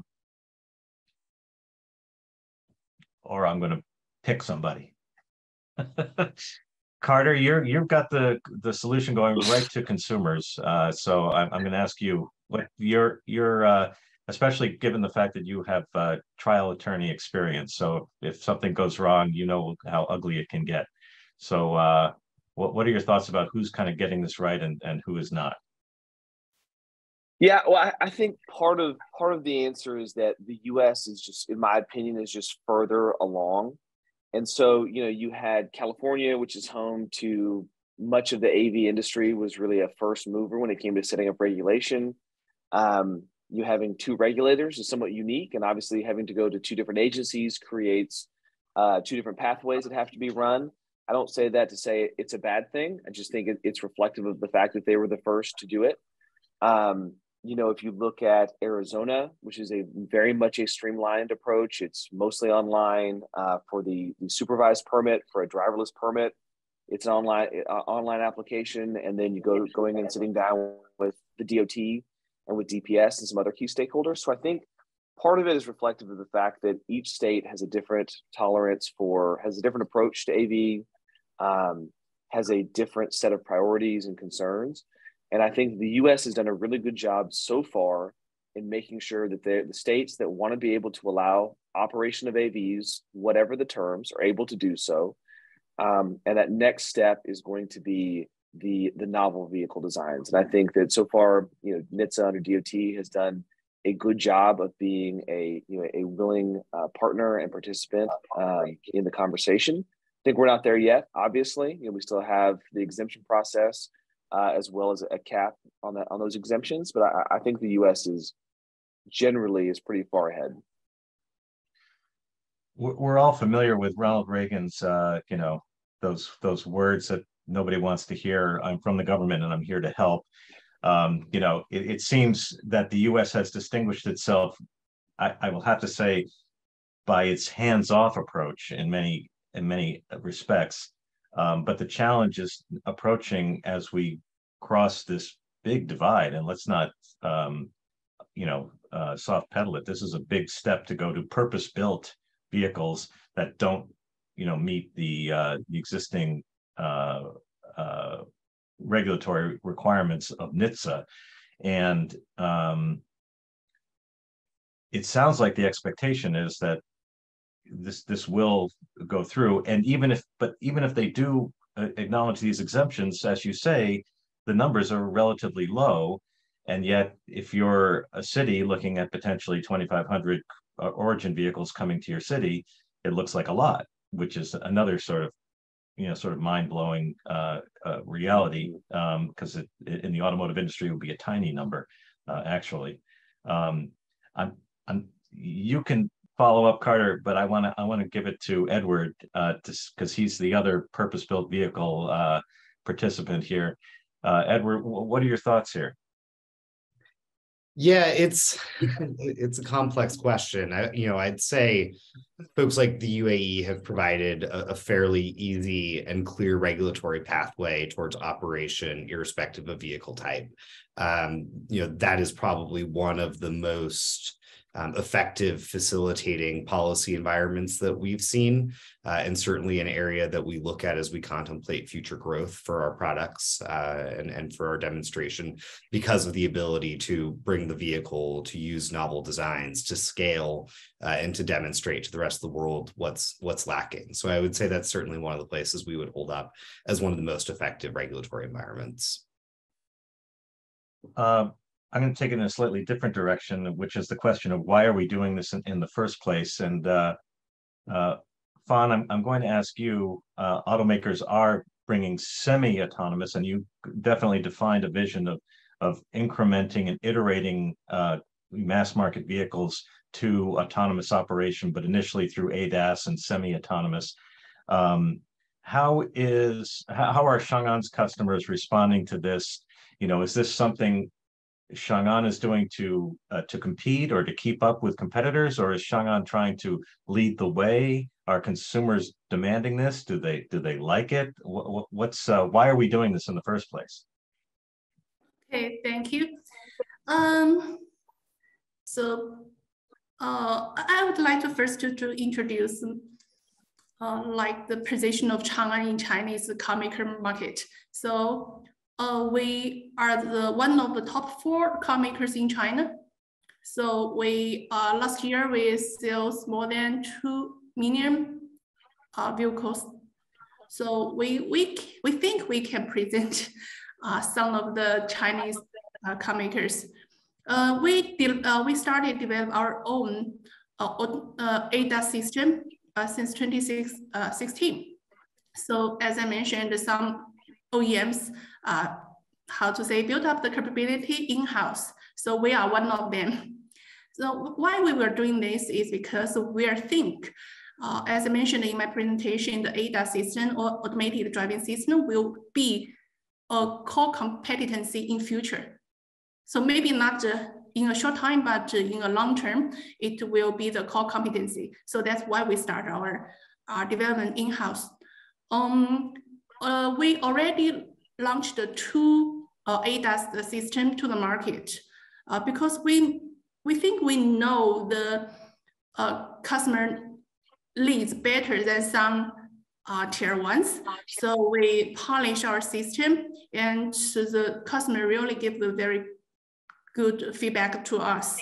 But we're still facing some challenges because we do not control the cost of the ADAS system very well.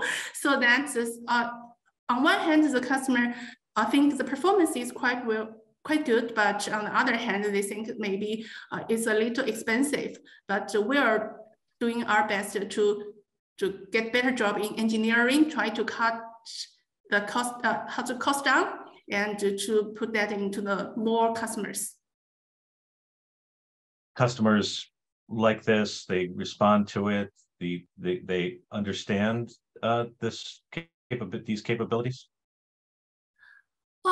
Yes, because in our advertisement, first we emphasize it's not a fully automated driving. It's like a driving assistance, so that the driver have to take the responsibility for the driving tasks.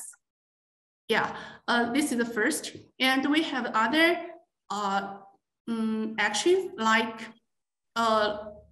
the way we ask the drivers to pass the test, because they have to scan the barcode and to do the pass the test. And they, according to that test, they will be informed that, okay, the ADAS system will facing some challenging scenarios. Those they must pay more attention for that scenarios. And also that's why I just mentioned in my presentation that we also think the HMI is very important, because that HMI should let the driver know when the system is driving and when we need them to take over the system immediately, and whether the lateral control is still on or off. So those kind of information or some like the alert are very important. So that we pay much attention for on the design for this for the HMI. Yes, I think HMI is quite important. I think the reason Ford surpassed GM Super Cruise in the Consumer Reports ranking was based on the HMI characteristics of that system. Gerardo, I have a feeling you have some thoughts about why we're doing this in the first place. In what regard? What do you mean? Well, I think if you're a regulator or a legislator, you need it's like an actor, right? What's my motivation? Why are we doing this? That might help dictate how we do it, right? Yeah, no, I mean, absolutely right. And I think that this comes back to, I think I mentioned earlier, the mission, right? Like if you think about what is the role that regulatory agencies have, what is it that legislators ultimately care about? Right. And they have a wide variety of constituencies. Carter mentioned labor, right? Labor is a big constituency to many of these legislators, and they're thinking about what is the impact that this technology will have in labor. You have the safety advocates that are thinking about this from a safety perspective. You have consumer groups that tend to be very powerful in states like California. And so I think the regulators and legislators are thinking about it from a wide variety of different perspectives with many stakeholders that are coming to the table. And I think at the same time, they also want to make sure that we're able to keep the competitive advantage that the United States, at least from a U.S.-centric perspective, right? Well, I guess it's true for every country, right? Every country is trying to make sure that they have a regulatory framework in place that allows them to deploy this technology, because at the end of the day, right, we believe this technology is going to save people's lives. And I think that's what it comes down to, right? It comes down to being able to deploy this technology in a safe way, being able to deploy this technology that will make our supply chains more efficient. And countries are very keen on making sure that they're not left behind. But at the same time, they have to figure out a way to work with all these different constituencies that are bringing a wide variety of perspectives to the table, and ensure that we're working together. And I think that that's, again, one of the things that's important for industry.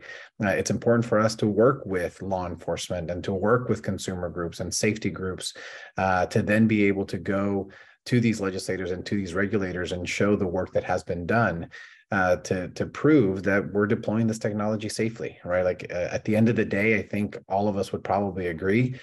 In many ways, this is a game of trust, right? And we have to be able to have that trust between us and government, between us and law enforcement, to make sure that they believe that the way that our technology is going to be is deployed safely. But I think to answer the why, right, I think it's because all of these different groups are coming to regulators, are coming to legislators, and trying to work through the opportunities, but the challenges as well. And at the end of the day, I think we believe that the value proposition that this technology has for communities across the nation is not just focused on the safety. Like, again, we firmly believe that this is going to save people's lives, but it also is about the impact that it'll have on the efficiency that we will be able to use our infrastructure better, right? So I think that those economic impacts are part of what legislators and regulators are also thinking about, and making sure that they are not seen as a blocker, ultimately, to technology that will save people's lives. It seems to me, and you're obviously very invested in the commercial fleet sector, and what we've seen historically in the automotive industry and the vehicle industry more broadly is that safety technologies are adopted more rapidly in the commercial fleet sector, typically because the business models are there in place for compliance and safety and uptime and everything else. I look at that beautiful blue map that you put up. Yeah. And I'm thinking, wow, this, problem solved, right? Except for those, strange people up in New England.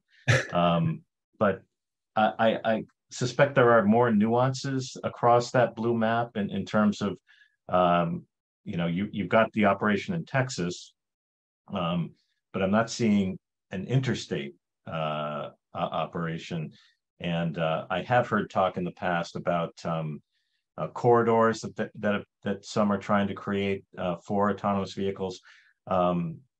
are there some more nuances to that story? Are corridors being set up for commercial vehicles? I mean, I was just at the Fleet Forward event in Silicon Valley a few months back, and there was a lot of talk about electrification, not so much talk about autonomy. Yeah, look, I mean, I think all of us that work in the state side of things here in the United States will probably agree that every governor wants to have that feather in their cap, right? And so governors are very competitive when it comes to economic development, and you're seeing states trying to figure out how do they incentivize this technology and these investments coming to their state. But again, I think, Carter mentioned that Arizona is one of the states where you have a notification requirement. New Mexico has probably something between Arizona and Texas, right? But there's nothing that would stop us. If we were ready to deploy, if we had gone through the processes that are in place in these regulatory structures, there's nothing that stops us to take a truck from Dallas all the way to, right before the border in San Diego, because unfortunately California is not one of the states that allows this to happen, but we can drive interstate. I think there's certainly, we want to maintain those relationships. So one of the commitments that we make to our partners in government is that we're not going to surprise them. So we're going to continue to work closely and work with them, but there's nothing that prevents us from driving interstate.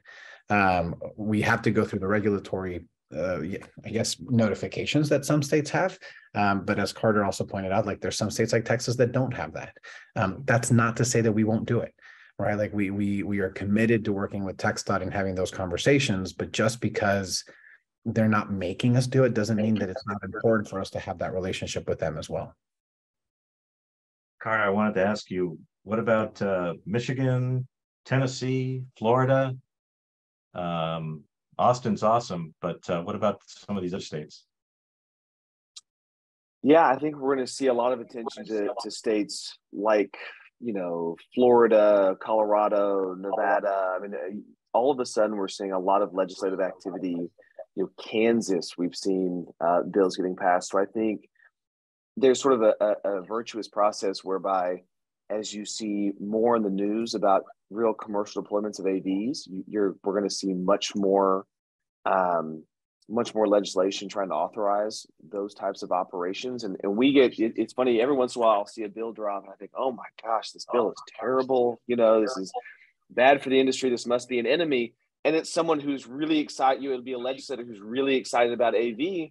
And it's just so new that they, took a first stab at crafting that bill. And there's one item in there that is not great for the industry. We go in there and we fix it. So most states are very receptive and very excited about AV. I think, candidly, the ability to scale up large operations across 50 states is just limited right now for most of the, I'll speak for, I won't propose to speak for everyone, but we focused on a handful of core markets right now. But I do believe that the AV industry is at a real inflection point where, first it'll be a couple of markets, then it'll be 10 markets, then it'll be 40 markets, and you'll see this real head of steam built up by the industry. But yeah, Florida has a great bill on the books. Colorado has a great bill on the books. And I think that the ground is fertile for the launch of these operations. It's just a question of how long it'll take. And the legislation, oh, go ahead. Yeah. There's an interesting aspect if you see the adoption. So it's all bright and sunny states getting all the regulations they're comfortable. Nobody's talking about bad weather, whether the states are incentivizing those areas. I'll give you an example outside the US. So Norway is a wonderful test bed for autonomous vehicles. They have very flexible regulations around it, but because the weather is so challenging, very few companies are actually actively running, large fleets in those regions. So it's also about the technology, where the technology is more ready. So, we talk about Phoenix, Arizona, or, Texas. These are the places where the weather is bright, sunny. There are no massive rainfalls, no snowfalls. So AV adoption is higher, and that's why, they know it, and that's why they are pushing it very well. Now, if it comes to a very challenging place where the snowfall is very heavy, in that case, even if they're incentivizing, I think the priority tree of many companies will be, lesser to go there first, attack the better weather areas first. So that is also an important aspect when it comes to where the adoption is happening. Well, your video seemed to be really leaning into that point, operating in some not small amounts of snow and precipitation. What are the limitations of your vehicles?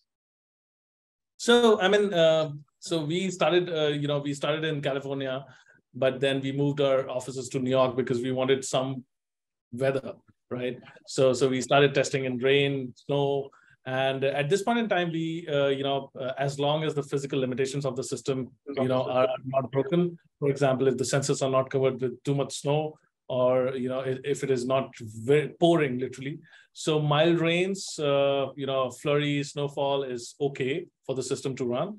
And we have a fallback that if the weather changes very drastically, then the teleoperation actually makes sure that the robots are parked safely, so that they don't go crazy at any particular instant. So that's the situation. I think the faster we attack those core problems, only then we can talk about statewide or countrywide adoption of these technologies. Otherwise, these will be limited to pockets. And Fan, are there some weather limitations on some of the ADAS capabilities Chang'an is developing? Yes. Yes, we don't allow the ADAS system keep moving in the heavy rain weather. Yeah, so we have the camera to classify it's the small rain or heavy rain, and we have other sensors to do that. Yeah. Okay. Edward, you put up a map of the U.S. Of your own. I think suggesting a future vision of NRIDE operations in the U.S. What is NRIDE's global deployment status? Where are you able and currently operating, and what's the outlook? Yeah, so we have operations of our autonomous trucks in both the United States and in Sweden. We've done testing on private facilities in multiple states in the US. A large focus of ours right now is shorter distance hauls. And so we've also done the first ever cabless driver out autonomous vehicle test for heavy duties in Tennessee earlier this past fall. Actually, we were working with a commercial customer there. Over the next year and a half or so, we're also working on a pilot project to do runs cross-border between Norway and Sweden, as a matter of fact, where we'll be able to traverse that international border while carrying goods between the two countries. So we're really excited about that project as well. So is that a test, or are you in operation fully, approved by regulatory authorities, et cetera, et cetera? In both the US and in Sweden, we're operating under exemptions. So they are still research and demonstration tests, but we are carrying commercial goods in a commercial setting. So we're not just testing the vehicles unladen. Gotcha. So the issue that's, it seems we have sort of self-certification on one side and just a kind of a regulatory, I don't know, logjam on the other side that regulators are kind of stuck. Maybe Edward, I think we're led to believe that the EU has some kind of regulatory advantage in terms of the progress that they've made, even though the US has an advantage from the standpoint of deployments, in the field. Can you kind of clarify what's going on over on the EU side of things? Yeah, in the EU, they're working on a couple of processes. One, in the interim period, you're able to pursue exemptions in each country in which you're operating, which are easier to get and have fewer limitations than the US's exemption process. It's important to remember in the US, there's a distinguishment between legacy automakers like General Motors and new entrants to the market like NRIDE. New entrants like NRIDE aren't allowed to manufacture non-compliant vehicles in the US. So the testing regime that we follow is very different than the one that Cruise follows. Although the long-term exemption, the Part 555 Carter was talking about, is one that is available to us. In the EU, we're able to manufacture our vehicles immediately and get testing permission. From the longer term solution, which I think is what you were getting at, is that the EU is developing a regulatory framework for automated vehicles, more or less a type approval style that has 3 different pathways. One is an ADS, just the technology stack system approval. There is a vehicle type approval that you could get. So NRIDE's autonomous trucks could get type approval, or a combination of both getting the ADS and the vehicle type itself approved as a combined fully automated vehicle system, which is what we would be pursuing in the future as that gets developed. And am I correct in what I'm saying, that doesn't Finland require teleoperation capability for allowing autonomous operation?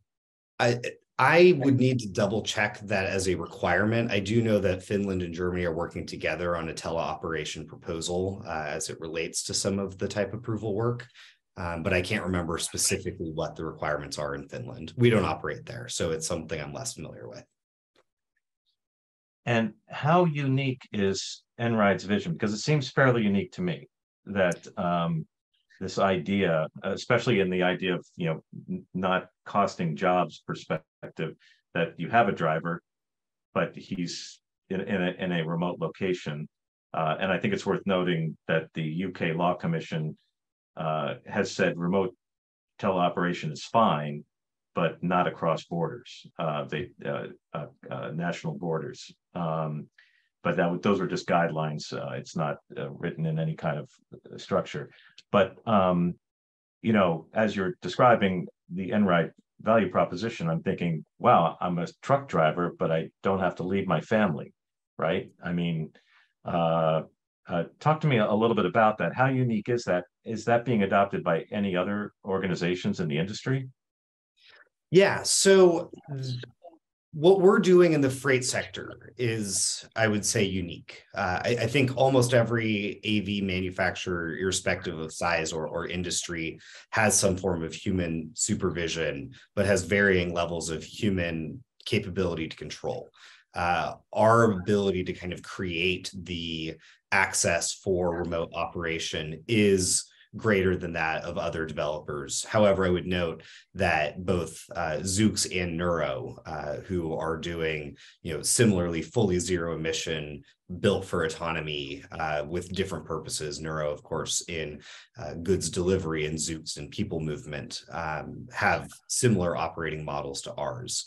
I think this came about in 3 kind of factors from our company's perspective, all of them really tied, I think, to Swedish practicality. One of which is a realization that if we're to build a future-focused vehicle, we should build it. If it's going to be autonomous, it shouldn't have a driver's seat in it, and so you need to have some ability for remote control in order to move the vehicle around no matter what. And so that was one function of necessity. There was another element of realizing that we wanted truck drivers to be part of the future of this industry. We think that having human supervision at a higher level is necessary and important. It gives us a greater degree of scale on our safety as well. As I mentioned in the Q&A period, that our remote operators were able to kind of build in checkpoints for our vehicles. So for example, when we deployed in our operational test in Tennessee, our truck was making a left turn out of the manufacturing facility where it was loaded to get onto the public road. That was an unprotected left turn with traffic on a 40-mile-an-hour street. And so while the ADS is able to assess the situation and determine that it is safe to proceed, as you kind of scale up your complexity and scale up the degree to which you want to fully release the vehicle into complete control, you're also able to build in a human test. And so it would actually pop up a permission to proceed notice for the remote operator, who would then use the video systems as a secondary test to make sure that what the ADS saw is correct and that it was in fact able to proceed. The vehicle would then complete the maneuver itself. But you're able to just have a greater level of human interaction with an autonomous system while creating a better job opportunity for truck drivers. And Tiffany, our first US-based remote operator, actually We did an interview with her, and she said that was one of the draws. To be home with her family at night was a huge perk to the job. And if you're testing in the US, you're testing in your vehicles? That's correct. Okay. And 2,500 of your vehicles would be a different value proposition and opportunity than 2,500 origin vehicles. I assume you have that request in, and you know, are we at fingers crossed, or is there some indication of how things might go? We're not to that stage yet. Going through that process is incredibly difficult and incredibly resource consuming. Neuro was the first one to do it and got the first approval. There are 2 pending right now. It's a multi-year process, and we want to make sure that before we go after a specific type approval, that we've been able to do extensive testing in the US market, and our product is adapted to meet the demands of our customers there before we spend the resource investment with NHTSA to get that full exemption. And in the meantime, does that mean it behooves you to do what Carter and I assume Gerardo are doing, which is following what the states are doing state by state and try to, you know, it sounds like whack-a-mole to me, but are you having to do that, to follow that activity? We are, yeah. You know, we're members of many of the same trade associations as Carter and Gerardo that are fortunately kind of leading the charge. And then as individual companies, we speak up where our voice is most helpful. Kentucky is a state where we're working right now on permissive language.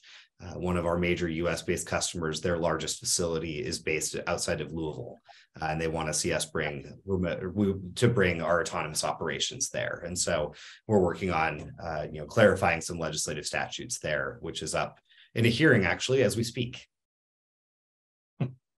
And so let me ask Gerardo, are there any associations, coalitions, organizations fighting this battle on behalf of the developers of these technologies?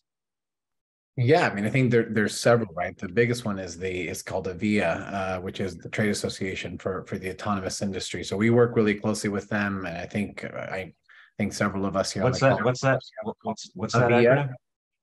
It used to be the Self-Driving Coalition, Autonomous Vehicle Industry Association. I confirm the name for you. Yeah, I think I remember the SDC. Okay. Yeah, so it's the Autonomous Vehicle Industry Association. So it used to be the SDC. That got rebranded into AVIA. So they do a lot of this work, both at the federal and the state level.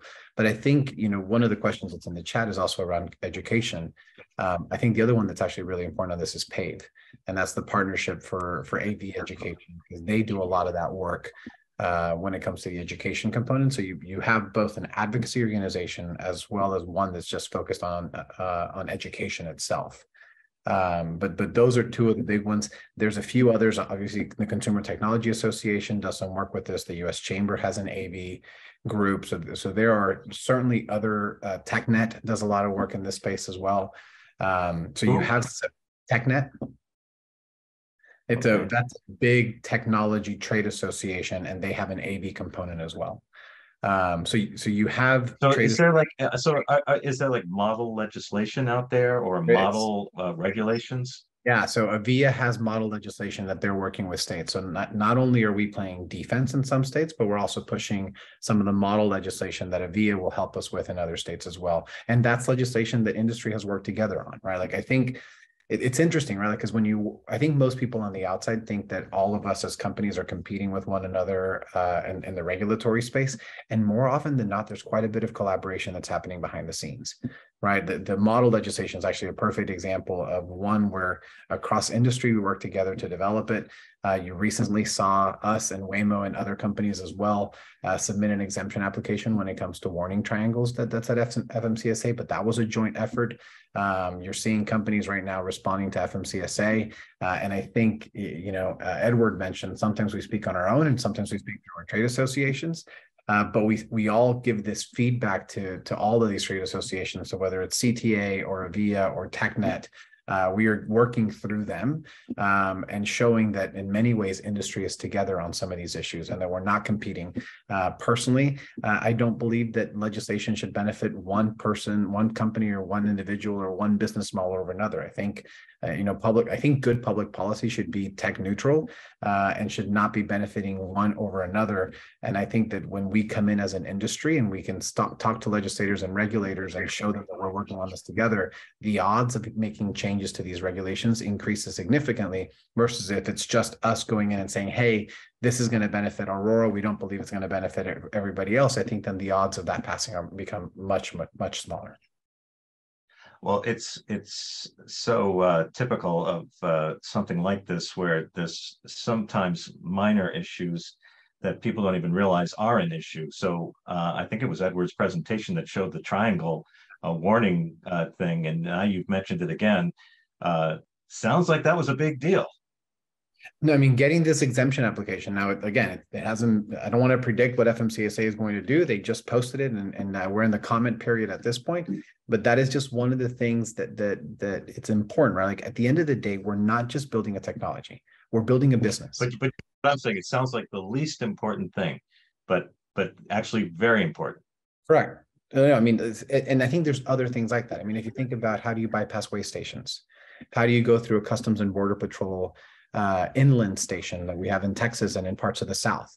Like we have to be thinking about all of those different things that I think to somebody from the outside saying, well, yeah, like they don't think twice about seeing a way station on the side of the road, right? They don't think about if a truck pulls over, you have to have some sort of warning triangles in the back.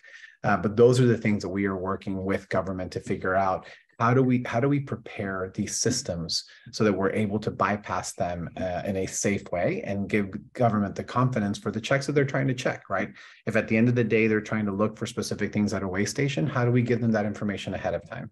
If the purpose of a warning triangle is for somebody to have the visibility further ahead, how do we do that in a way and that through autonomy that can achieve the same goals, but with updated technology?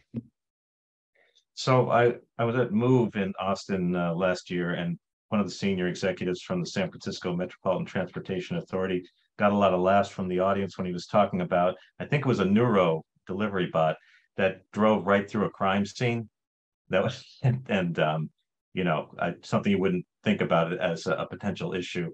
But if you're in law enforcement, you're like, what is this robot doing here? But obviously he also had some concerns with Cruise, and I hate to put you on the spot, Carter, but how is Cruise responding to that charming letter that went from the SFMTA to NHTSA? Sure. So we speak to SFMTA about once a month. I mean, we're in constant dialogue with them. I think they have an important role to play in the city of San Francisco, and we're trying to be responsive to their concerns and to work on ways to chart a path forward in the city of San Francisco where we can keep them in a spirit of transparency, keep them apprised of both the challenges that we may have operationally or otherwise, the mitigations that we're making operationally or otherwise, and coming to those conversations with a shared sense of they are trying to make it easy, safe, and efficient to get around San Francisco. And so are we. And I think that we may not always agree 100% on every single thing. I don't think that's a reasonable expectation to have with anybody, much less, an agency with a large agency like that. But I think that we respect the role they have to play in San Francisco. And like I said earlier, they may not be our regulator, but they're a really important stakeholder in the transportation ecosystem. And so we're going to continue to work with them to make San Francisco a great place to get around, just like we're going to work with Cat Metro in Austin to make it a great place to get around, to live and work and play. And that's going to be probably a never-ending dialogue, but that's part of the job and part of what we intend to do. I think so. Cruise, I think, scored some major points when during COVID, when you were delivering, I think, food and medicine to people. Correct me if I'm wrong.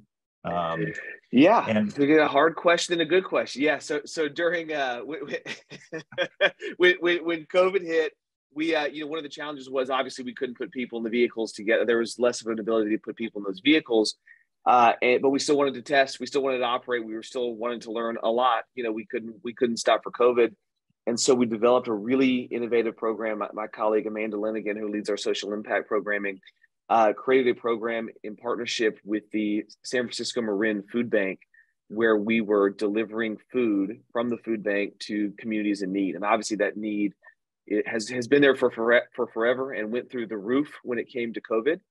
And we've delivered, at last count, over 2 million meals to families in San Francisco. And through Amanda and my other colleagues' work, we've also joined the Pledge 1% Coalition, which is we're going to devote 1% of our fleet to charitable causes. Right now, that 1% of a mid-sized number is not necessarily as impactful as we intend to be, but as we grow, that commitment's been made, and I think we have a really neat opportunity to continue to, as we enter these new markets, enter these new communities, to deliver some value to underserved communities, in addition to the benefits to just the public that's traveling around those cities.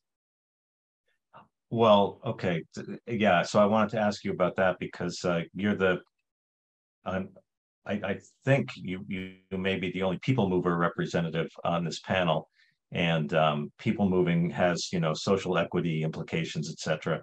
And of course, there are those who look at autonomous vehicle technology. Oh, we're just doing stuff for people who don't have a need for this. What about the people who have real transportation deficits in their lives?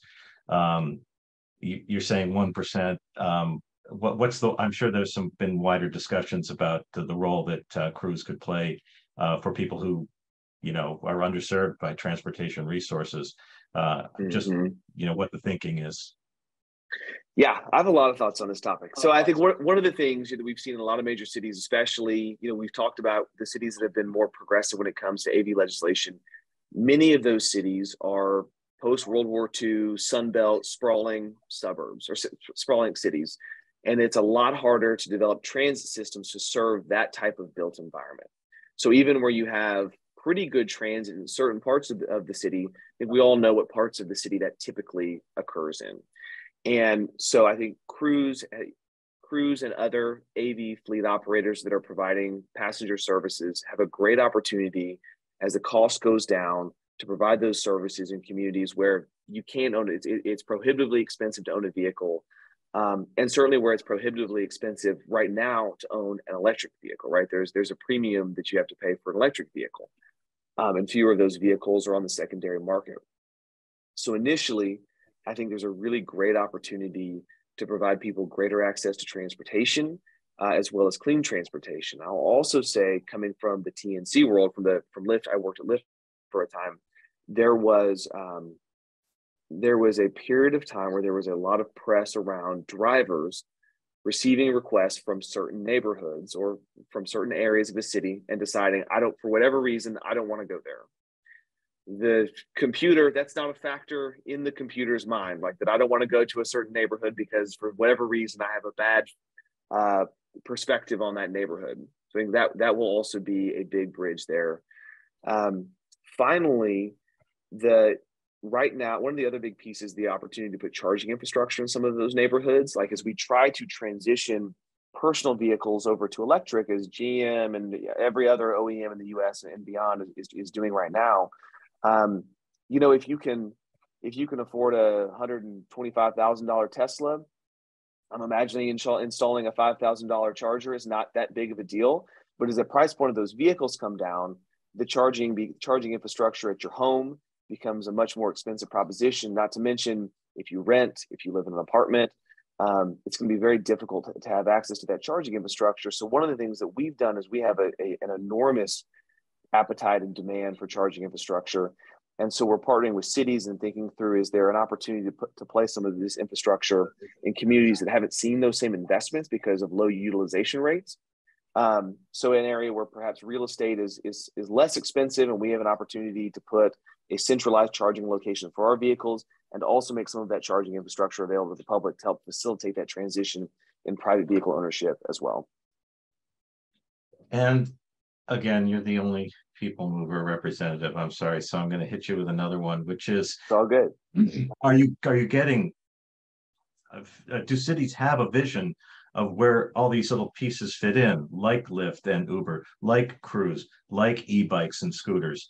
Are there any cities out there that have a really clearly defined vision? This is how many operators we want. This is how many vehicles of this sort we want. This is what we want them to be doing. This is how we want them to interact with the existing public transportation infrastructure. Have any municipalities really thought this through? Los Angeles comes to mind, but I don't know.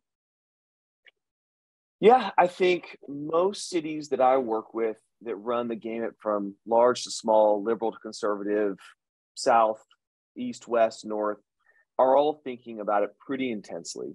I don't think that anyone, and I don't have the answer either. I don't think that anyone truly knows how this is all going to fit in. I think that AV passenger service will be a great supplement to transit service. I think about where I live in Houston, and one of the most effective forms of transit that we have are the park and ride systems that come in from the suburbs. So you live an hour outside of the city, you drive to a huge lot, you get into a metro bus, it drives you an hour into the city and makes 0 stops. It would be great to be able to connect to those park and ride locations with an AV passenger service and not have to park a car. So that last mile connectivity. I think that there will be areas where we're supposed to get rid of all the parking garages, right? I mean, goodbye, no more parking garages, right? Yep.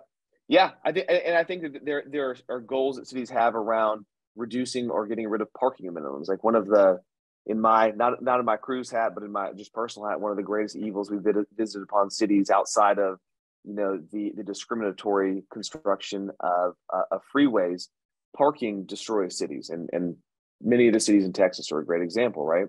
But if you don't have effective public transportation, you can say you don't want parking, but if people have to arrive by car, you're not giving people much of an option. So those shared fleets are a great opportunity to meet the needs of the traveling public, while also reducing some of those parking requirements, while also transitioning some of that real estate to productive uses, whether it's a park or a store or whatever it is that wants to go in there. And I think that bikes are another big part. I'm a bike person in my spare time, and so I think creating great bike infrastructure is another, get rid of all the parking, all the street parking, turn into bike lanes. Like, I think we're all for that, because we're not going to need that same amount of parking.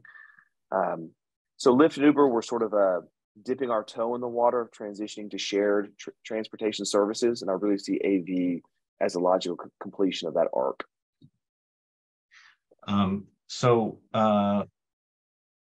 Ron Fenn, I want to get your perspective. Perspective from the standpoint of the parking piece. Parking is always a headache. Finding parking, getting in a parking space. How much progress has Chang'an made in terms of automated parking? Automated valet parking. So you get to the parking garage, you get out of the car goes and parks itself. How close are we to achieving that? Okay, I would like to state where we are now. So first, I would like to say automated parking is very important in China, because unlike the US parking lot, that is really large. But in China, the parking lot is very small. So for some new drivers or female drivers, they feel very difficult to park in. And sometimes it's also very difficult to pull out because the parking lot is really narrow. So there's some demands on the customers have the requirements for automated parking. So it's like the automated park in, automated put out, we so-called APA system. It's very popular in China. We released such kind of production in 2018. And also, we'll call back what you asked me in the last question. The customer gave us really good feedbacks. And then we have our own remote parking system. You can remotely control the vehicle to pull out because the parking lot is too small, and even you don't have the chance to really get into the car. So are you saying automated valet parking is available on some cars? Oh, not yet. Okay. No, not the valet parking, because we think the valet parking is that the vehicle have to searching the parking lot which is available, right? For the customer's value is because is if it's a really driverless features, that is makes really a value to the customers. But that feature is a level 4 feature, so we cannot guarantee it's really safe enough. So why I mentioned valet parking is we have some demonstrations. Chang'an also have the demonstration. We cooperate with the map companies. They help us to how to say build up the map for some specific parking, like the garage, the public garage. Yeah, so we will have some demonstration, but I think it's very difficult to, how to say, to launch that to massive market, because I think the parking lots are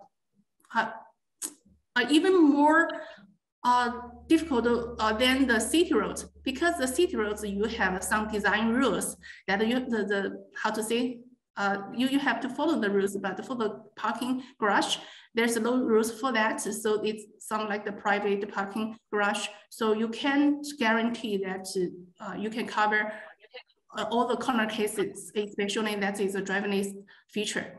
So I think the valet parking is have a far way to go. Well, okay, a little further away. All right. Well, hey, a kid can dream, right? Ridikar, I'm kind of curious as to which regulatory authorities or legislators you would describe as the most progressive for your particular application space. You know, so is there some leadership out there? So I think, you know, if you go geography wise, you know, Edward brought up a very important point. Middle East is, you know, the regulators are forming the right set of bodies, and they're kind of, you know, getting the approval process in their hands pretty clearly.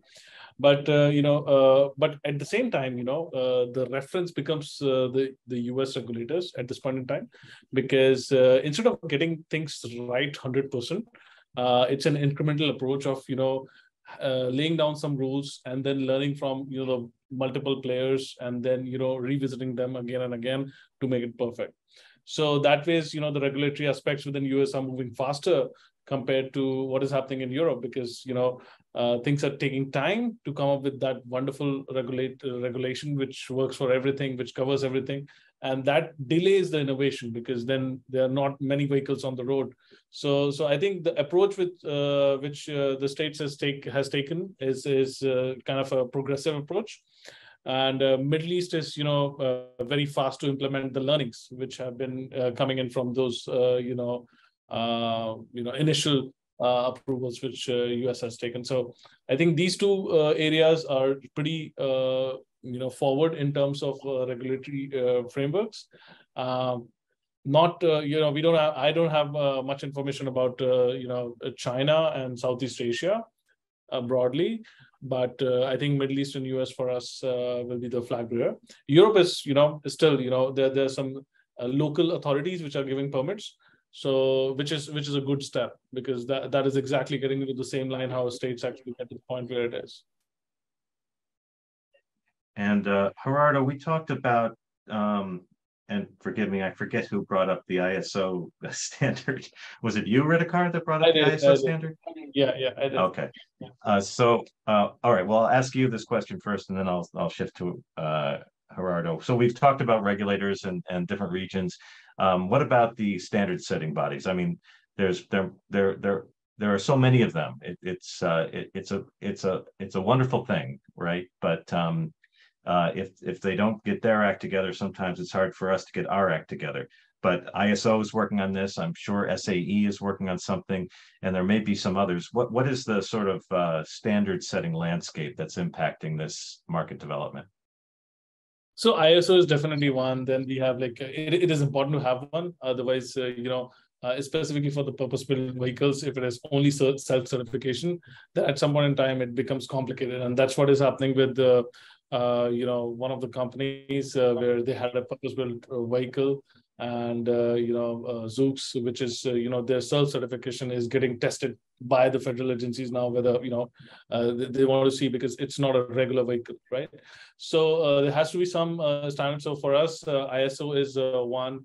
Then we have a couple of other mobile robotics standards, like, in terms of safety, interference, and others, because since these vehicles do not lie in like a typical automotive setting, so a lot of automotive certifications are, not directly applicable. But ISO 26262. So what are those organizations? So these organizations are, C certification, UL certification. These are the ones which are industrial, coming in from the industrial background, to make sure that these robots are safe to be operated in and around people. And safety distances, braking distances, that is something which is inheriting from that.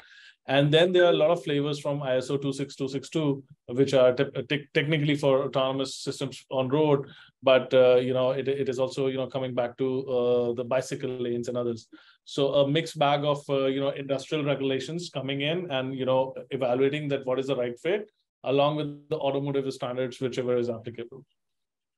I was just concerned because you identified quite a number of unsolved problems and inconsistencies from state to state. I mean, I'm looking at that and thinking, kind of makes it difficult to scale when you're talking about even the 20 states that allow this, they don't agree. So I think Gerardo actually said the right thing. So or Carter maybe, because each state, when you have a deployment, you have to get into the local authority and local body in place. You have to have that relationship, and also make them aware of what your learnings are from the places which were slightly ahead in terms of regulation. So I think there's a lot of learning and teaching process goes on, which creates so it's a very dedicated effort to scale across the US at this point in time. Gerardo, do you have any visibility to other standard setting bodies other than ISO that are impacting this market? Yeah, I mean, you mentioned SAE. IEEE is another one. So that obviously there's several bodies in our, and I'll be honest with you, our safety team is much more engaged with them than we are. I think from a regulatory perspective, one of the things that we work with regulators on is to not call out a specific standard, right? Given to your point that there are so many different bodies that are working on this, I don't know that it sets the right precedent for Congress to go pass a bill that calls out, a specific SAE standard, a specific IEEE standard. I think it's important that we rise all tides, right? And that we have these standards in place and that we work together to make sure that we're holding one another accountable and having these standards in place. But I also don't know that it's good public policy to have them say, hey, this one standard is better than this other standard. But to your point, there are so many different groups working in this space, and I know that our safety team is engaged in all the groups that are doing this work. And so we've got about 10 minutes left here. I'm interested in getting your key thoughts as to if there's something we haven't talked about already, or is there some core issue, say, like if you were speaking to a member of Congress, or maybe even the President of the United States, how do we get these issues prioritized? Is it a question of economic leadership? Are we falling behind? Because this is simultaneously opposed to this view of, oh, we're taking jobs away and these vehicles are dangerous. It's tough to hit applause lines around autonomous vehicles today, it seems like. So I'm wondering, how do we, sort of break through? I know PAVE has been mentioned, and so clearly there's a public education component. And of course, we have this car company, Tesla, driving cars around, running into fire trucks, which is a great advertisement for autonomous operation. How do we, get over this roadblock, this sort of log jam of consumer confusion, and I wouldn't blame legislators for sort of deprioritizing this because they're looking for a constituency that they can't seem to find.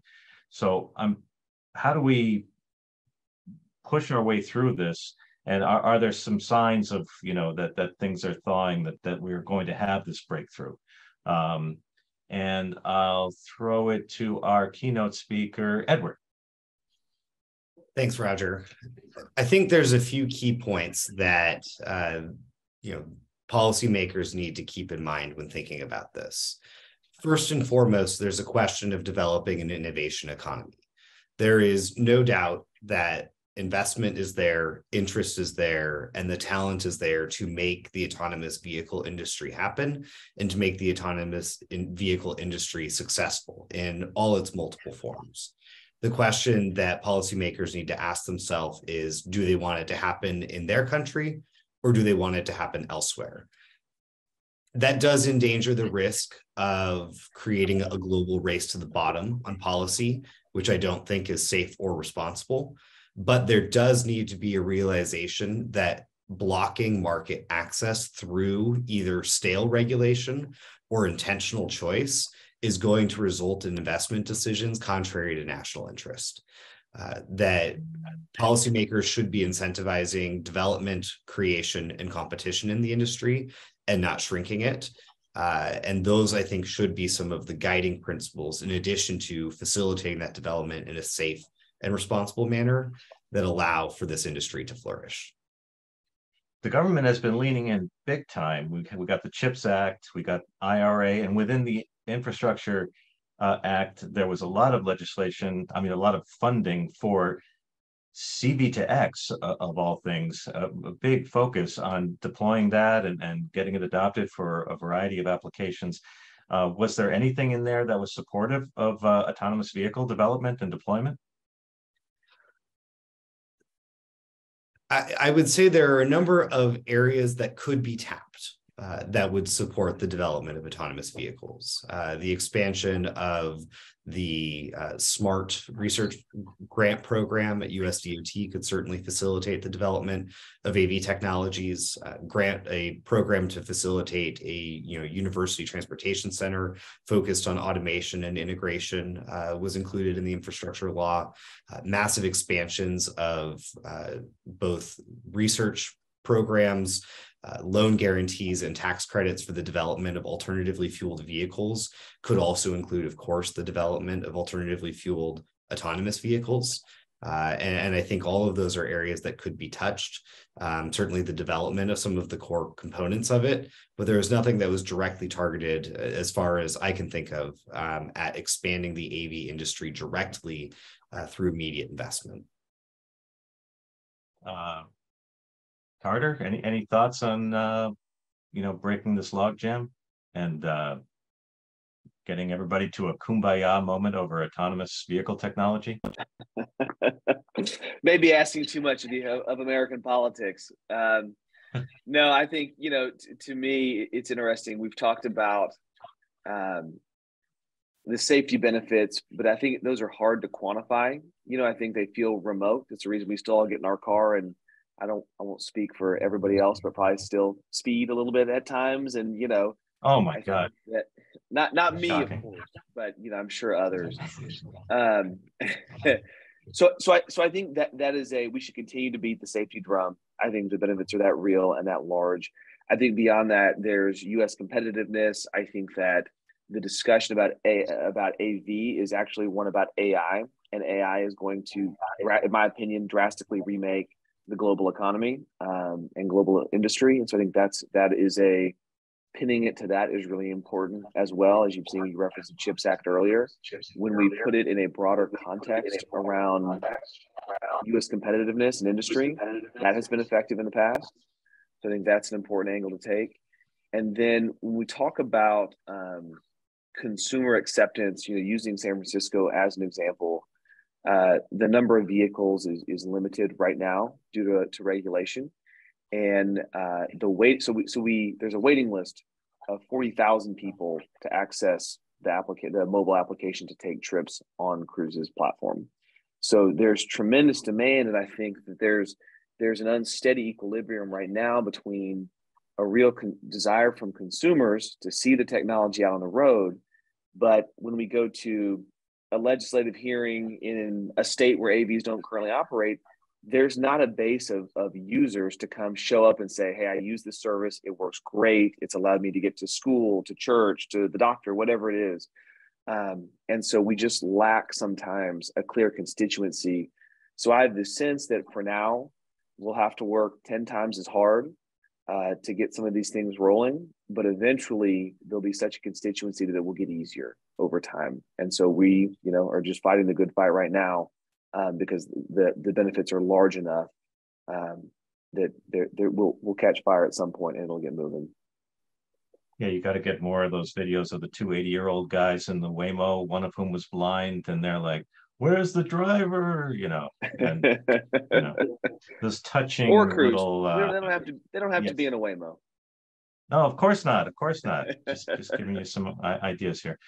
So Fan Ren, speaking of hegemonic players in the technology industry, what's your feeling, coming out of China about how China feels about autonomous vehicle operation? We've seen the videos of the autonomous vehicles operating in China.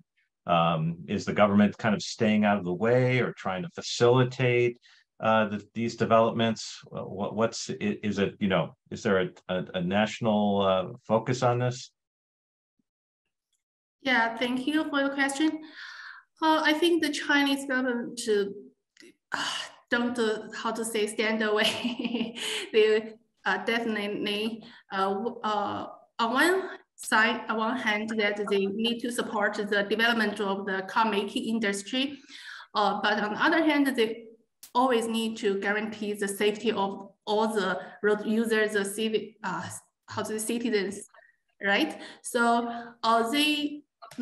they just make some always keep dialogue with the industry, like the car makers. I think the Chinese government is quite the positive and cautious for these new starts, because I heard from them that this is new for them.